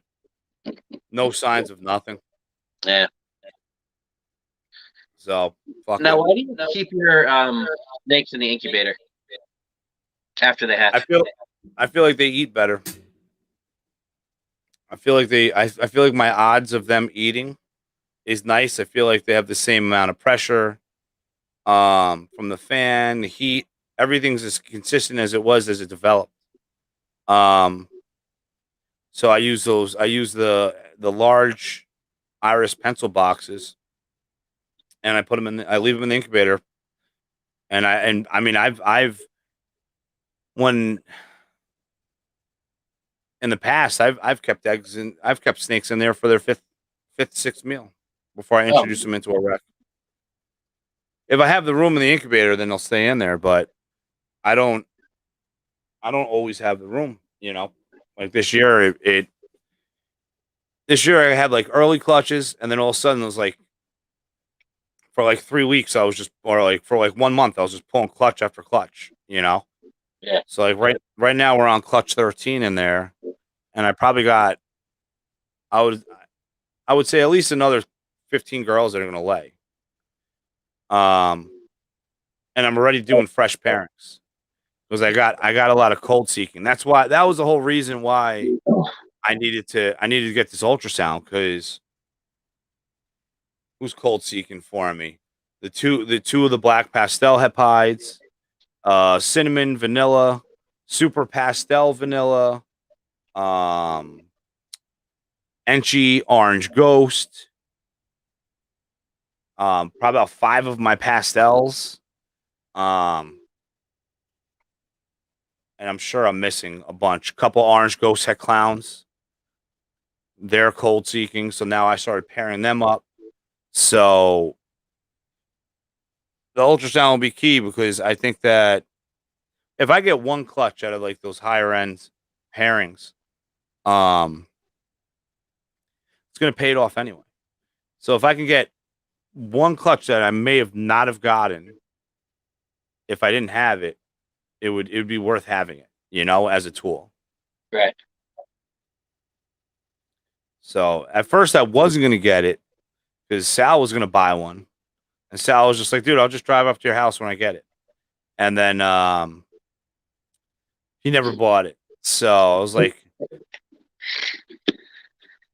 taking measures into my own hands. You know, I got my tax return so I could pay the taxes on my house, and then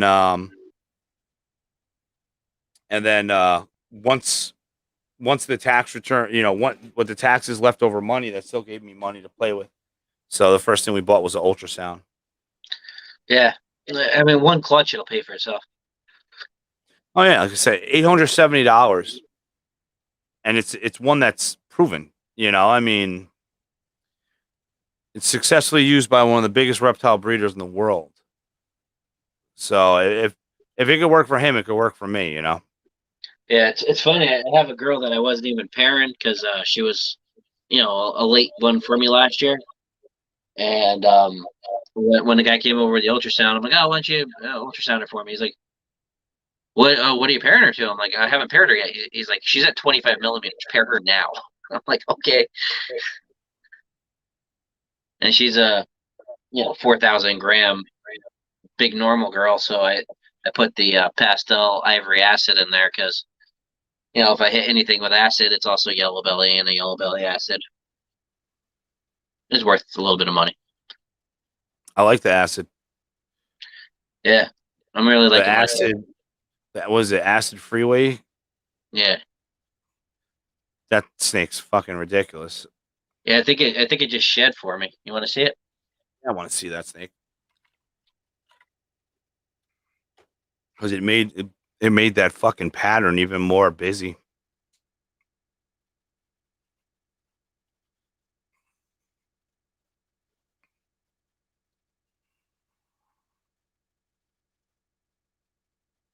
Fucking nice. It darkened up more than I thought. Oh, the stripe is pure black now. Yeah. Well, acid is a pretty dark gene. Gonna see if I can isolate the head for you. Of course, it's going up instead of down. There you go. Wow, that fucking head is crazy. How it goes across the back. Yeah. Well, have you seen Jay Royal's logo? He made an acid combo that has his logo on its head. Really? Yeah.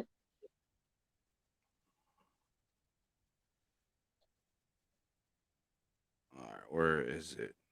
Yeah. So I'm glad he made like a, I guess a world's first, but that's actually like a cool combo. Yeah, because yeah. There you go, Greg. That's the one I got. Valuestore.com. And what brand is it? Value Store. The Value Store is the brand? I believe, or no, what is it? I thought Value Store is a website.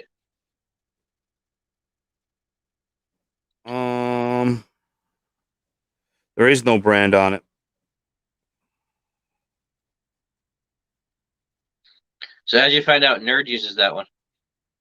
Gomez. Sal's got the inside line to Kevin. Yeah. Yeah. Yep. Well, not to him directly, but other people that are close. Yeah. That's why I'm gonna have to hit up Jeremy about it, because when it comes in, I want to ask him what settings they run on it. You know, maybe I could video chat him and he could walk me through. Because I'm New Hampshire. Yeah. I didn't see Jeremy. I saw Rob.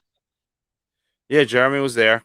I got to do my YouTube video. We got like a nice, like 5-minute video. Because I was telling him how like sexing these boas are a pain in the ass, man. They just kick my ass. You know, they just attacking me while I'm doing it. And he's like, "Oh, you just gotta do it quick." And fucking guy, he popped 14 snakes in like 3 minutes. Only got bit. He got bit twice by the same snake. But I got it all recorded, so that Nice. was pretty cool. He's a really nice guy. I mean, I had him on the live stream and enjoyed it. I typically watch his live stream every Monday night after Billy's. It was Monday's rodent cleaning day, and then after Billy does 2 hours, I catch like the second half of his Brass Man Reptiles. Yeah. Cool dude, man. Really cool dude. You A know, lot of experience. I talked to him one time in White Plains. I was pretty much brand new, maybe 6 months in the hobby, and you know, he was super nice guy. Like, you know, no arrogance or anything like that. Like, and in White Plains, you walk up to the booths and it's 50-50. Some of the guys are really nice guys, and some of them are just in their opinion, God's gift. And to go to Nerd's table and have the guy representing Nerd, just be absolutely down to earth, willing to give you time, answer questions. That was pretty cool to have. Somebody who's working with one of the biggest names in the industry, just be a great guy. So that was nice to have, because you have these other people that don't even have a business name who are just total dicks to you. Yeah, I mean, and it was, you want to know something? When I got back into ball pythons, it was even worse. It was like as soon as a vendor didn't think that you were going to buy something off them, it was like instant cold shoulder. Because you got some big dogs there. There's quite. You got Nerd that. I mean, even Brian Barczyk used to vend White Plains. Yeah, but they stopped when they took away Venomous. Yeah. And the retex too, right? Like it cut out a ton of what he was doing for business, and that's why he stopped doing it. Yeah, I don't know. You know what? I have no idea back then, but yeah. I mean, you got one of who's the big dog, like Ian. Ian is huge. Yeah. Well, his line of black pastel is the No Kinks. That's the E&G really? line. Yeah. You see, I don't know. None of my black pastels I bought as babies. Not one of them. It's hard. It's hard to know what line you have. I mean, people have done a pretty good job at keeping track of Barnhart, and E&G, and I think there's 2 other lines, like Liston or something. I don't really know much about the other lines. I just know Barnhart is, better oranges, and the E&G is less kinks. So I don't know what Vinny. I missed that, Vinny. Vinny, what are you talking about? When was her due date? Oh, for the one with the slugs. I missed the shed. I have no fucking idea. That was all based off of behavior that I knew she was gonna lay. And it was fucked up because she laid those eggs and she looks you wouldn't even tell that she laid 3 eggs. I got a snake that I thought was gonna give me eggs last week. That looks like it's ovulating again. She's gigantic, 3,700 grams, and it looks like she's ovulating again. Yeah, it's funny how it goes. But it's been 30 days since she shed last. So she should be giving me eggs. Pre-lay shed. But she had ovulated. She had tail suck and everything. So maybe it's that thing where they do a second ovulation, because some people are saying because they have 2 lines of follicles, and sometimes they grow both, and they ovulate twice to fertilize both sides. So maybe she's doing that, or maybe but I mean, she ovulated. Like I'm like, I've never been so certain about a snake ovulating that she ovulated, but now she's ovulating again. I don't get it. I don't get it. Yeah, that's why I want the ultrasound too, because those questions are. I know you still have question. There's still shit that happens, but at least you have a little bit more detail. So the funny thing is, I didn't ultrasound her because she was ovulating when he was here with the machine a month ago. Oh my God. She was ovulating the day he was ultrasounding. They're like, "Oh, she's ovulating," and he's this guy George. He's been, I don't know. I think he's been doing it 20 years. He just got back into it, but he made if you want to, can you look up snakes and put them on the screen or not really? I don't know how to do that. So he he made the original Inception ball python. I know Justin has a project going on now. It's the Inception project, but this guy George has the original Inception from years ago, which was like OD Mojave. I don't know. It was absolutely gorgeous. You could take a look at the picture of it if you get a chance. But um, he made some really cool stuff a long time ago, and he's back in it now. He's building an army as we speak. He's got several clown pies and cool stuff. Lots of cool stuff. He's just building a really powerful army. Yeah, Vin, she's gonna be the first one I ultrasound because I am worried about that snake. They're watching me grab her.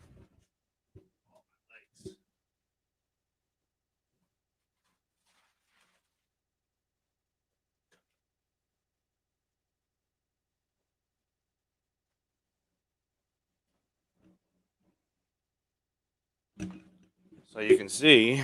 So here she is, cinnamon hepide.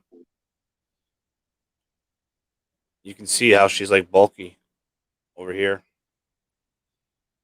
And then you can see it's thin over here. But then, bam, 1, 2 eggs. Have you soaked her or anything like that? Tried massaging her?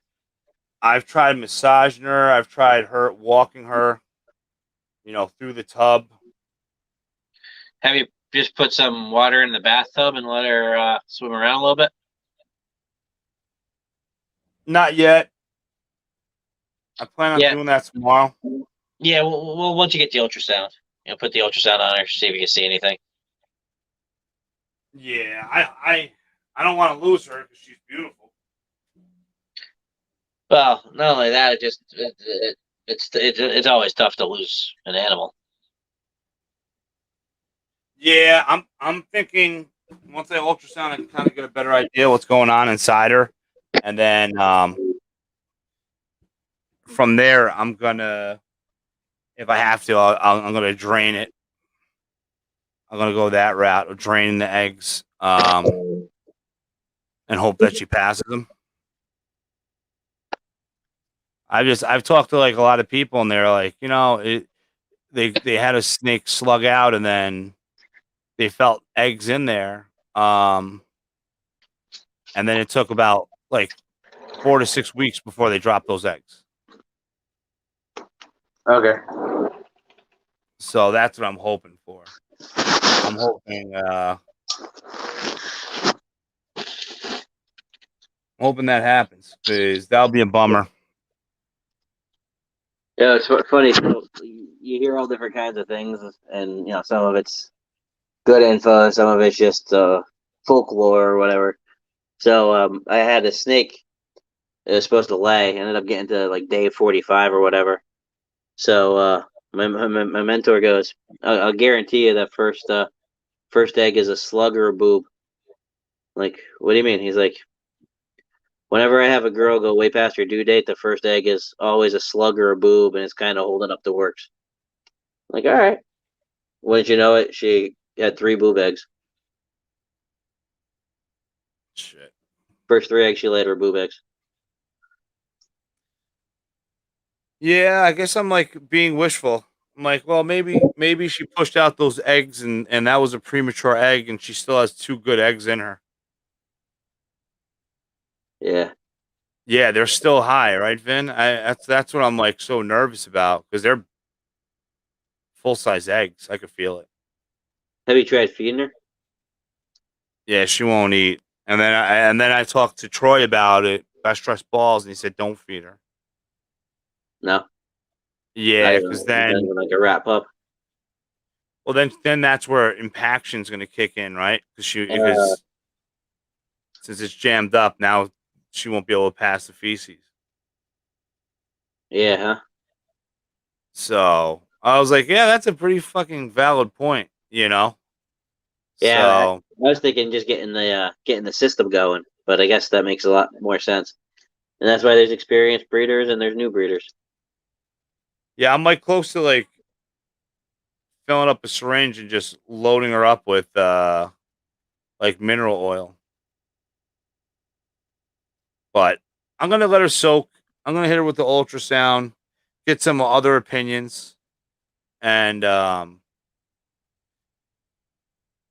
if she doesn't drop them within the next 2 weeks, then I'm gonna do the like I have a 3/4 inch syringe, so I should be able to just go straight through the bottom and drain it out through the through her belly or through the cloaca. through her belly. Just go Okay. right between the scales, and then go right in the egg and drain the egg manually. Oh, Uh, yeah. I need a good reptile vet because I don't know if I got the balls to do that. no balls. Yeah, it can work both ways. Then you have the balls to do shit that you shouldn't do, right? Yeah. Kevin had a great video on draining an egg. But it was closer to the tail. I think he worked it down to the tail, but couldn't get it out. And like he used it looked like a almost like a crocheting needle to like pop the egg and get the fluid out of the egg, and then use it to hook the edge of the egg and pull the egg out. Oh shit. Yeah, it was definitely a video Kevin did.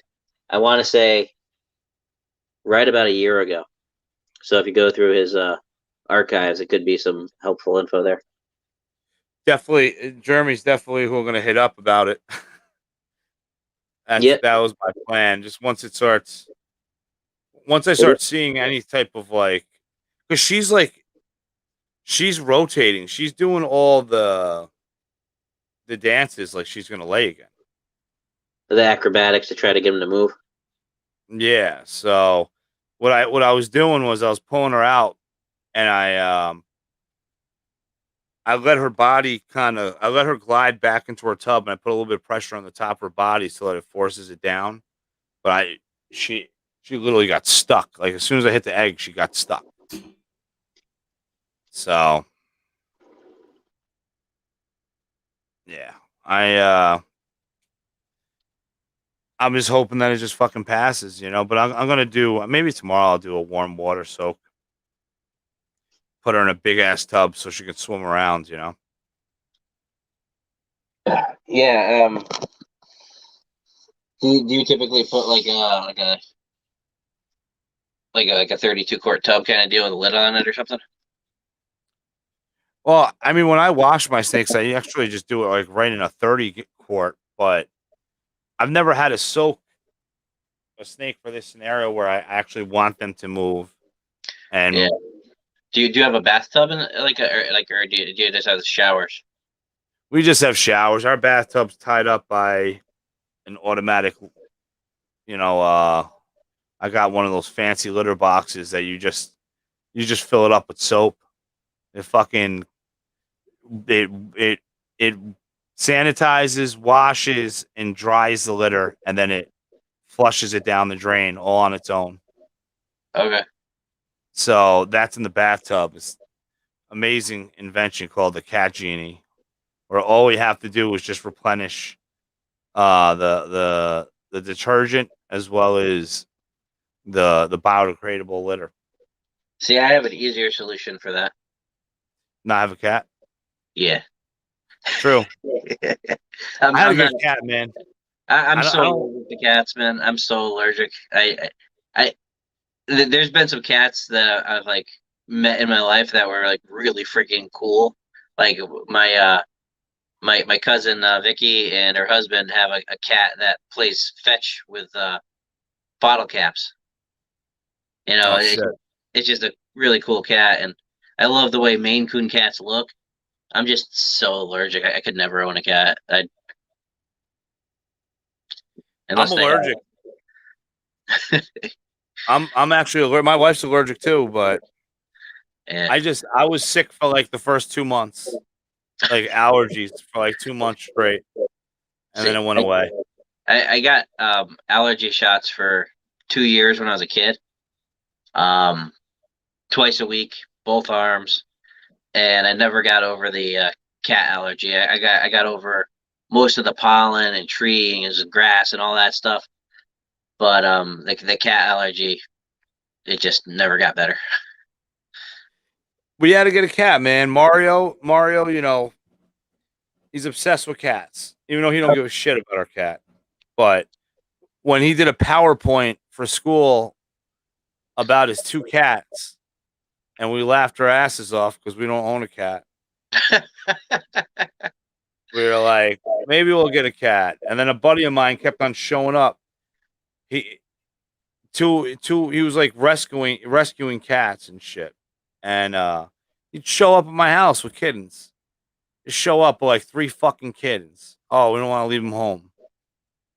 So of course the kids are petting all the kittens, and then eventually I gave in. I was like, fuck it. So I only wanted 1. He talked me into taking 2, but on the deal is if I want to give 1 back, I'm giving 1 back, no questions asked. So we did. We got rid of 1. We gave 1 back to him.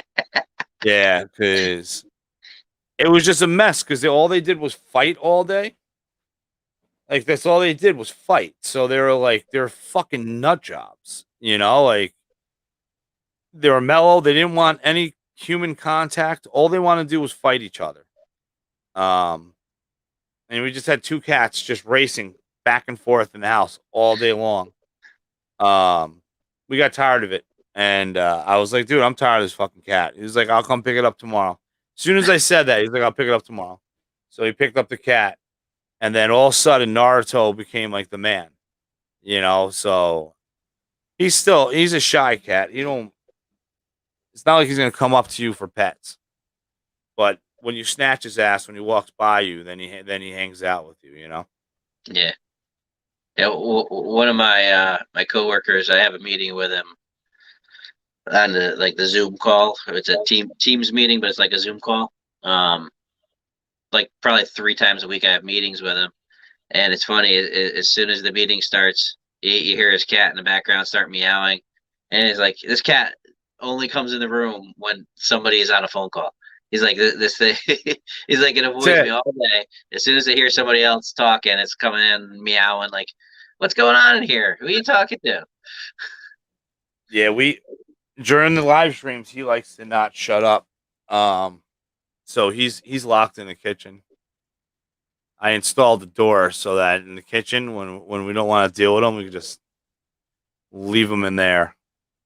Because we also have to do that because of the geckos. I mean, in one night, he could probably kill tens of thousands of dollars of geckos. And then my cat will magically disappear. So I don't give him an opportunity, you know.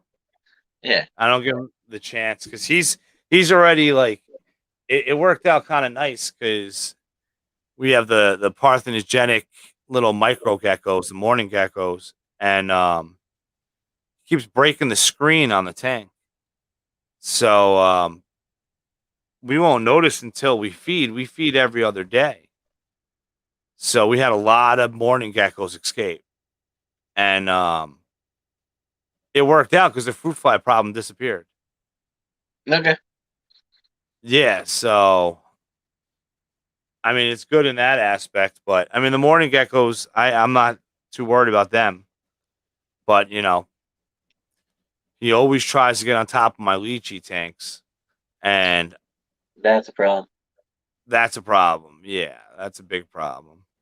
But he's a cool dude. I'll give him that. We had a Maine Coon, but the Maine Coon that's cat didn't work out either because Mario, when he was young, he didn't feel pain, and he would always fuck with his cat. So we had this like massive Maine Coon that we adopted off of Craigslist, and Mario would have like blood dripping off his feet, his hands, his face, because he would just grab this cat that was bigger than him, and then just hug it and do barrel rolls, and the cat's like biting his face and scratching him, and he's laughing his ass off. He thinks he's having the time of his life.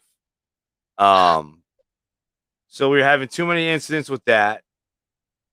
Junior was getting superficial infections that they linked to the cat. His fingers were looking like meatballs at the end of all of his fingers. He was getting these crazy infections on the cuticles. And as soon as we rehomed Sammy, it was gone. And the other issue was my German Shepherd and my Pit Bull. They were cool with Sammy, but Sammy would climb up on my window. My window had a shelf for plants.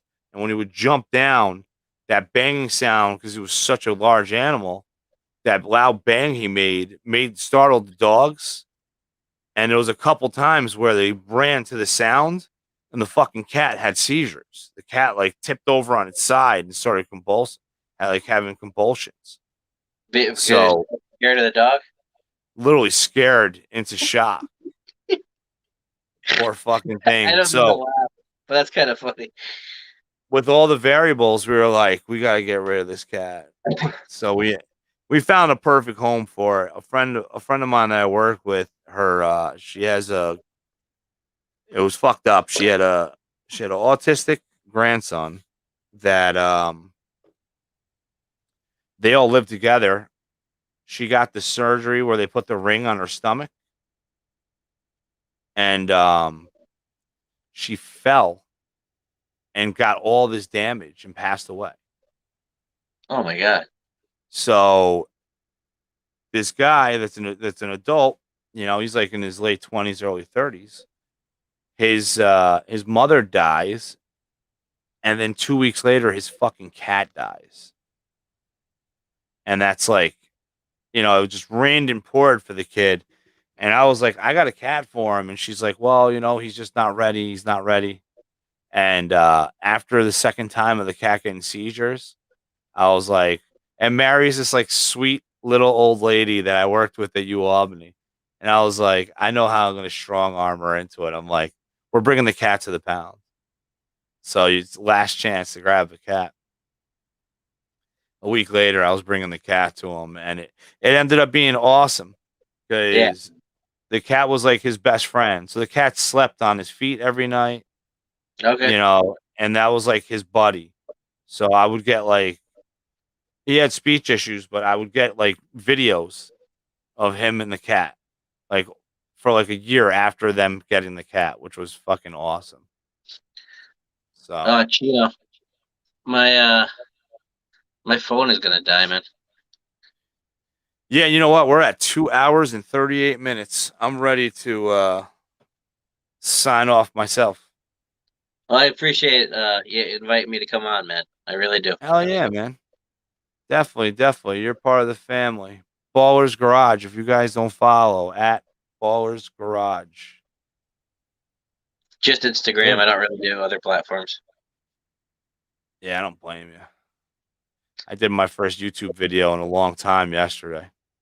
Yeah, I saw that. Yeah, fucking ISO. I can't believe I did that. I can't believe it. I traded $1,300 worth of geckos for $1,300 of fucking roly polies. But it's money, you know what I mean? And it's something I like. Well, as long as it works out for you, man. As long as you're doing what you enjoy doing, it doesn't really matter what anybody else thinks. Yeah. Oh yeah, and it's great, Assuming man. it's legal, you know. What'd you say? I said, assuming it's legal. Yeah. Hey, what's going on, Brian? Well, thanks again, man. I appreciate it. Oh, no problem, man. And like I said, thank you. Definitely, man. You have a great night. You as well. Later, dude. Well, that was fun. Definitely check out Ballerz Garage. He a very knowledgeable dude. He's got great mentors, and on top of all of that, if you're a person that's looking into really hustling, in the aspect that this guy is breeding ball pythons, breeding rodents, building snake racks. He's a good person to talk to because he's living it. So I highly recommend it. But you all have a great night. Have a safe 4th of July. Keep all your fingers, right? And I'll see you all next week. Thanks a lot for everybody that hung out. Till next time.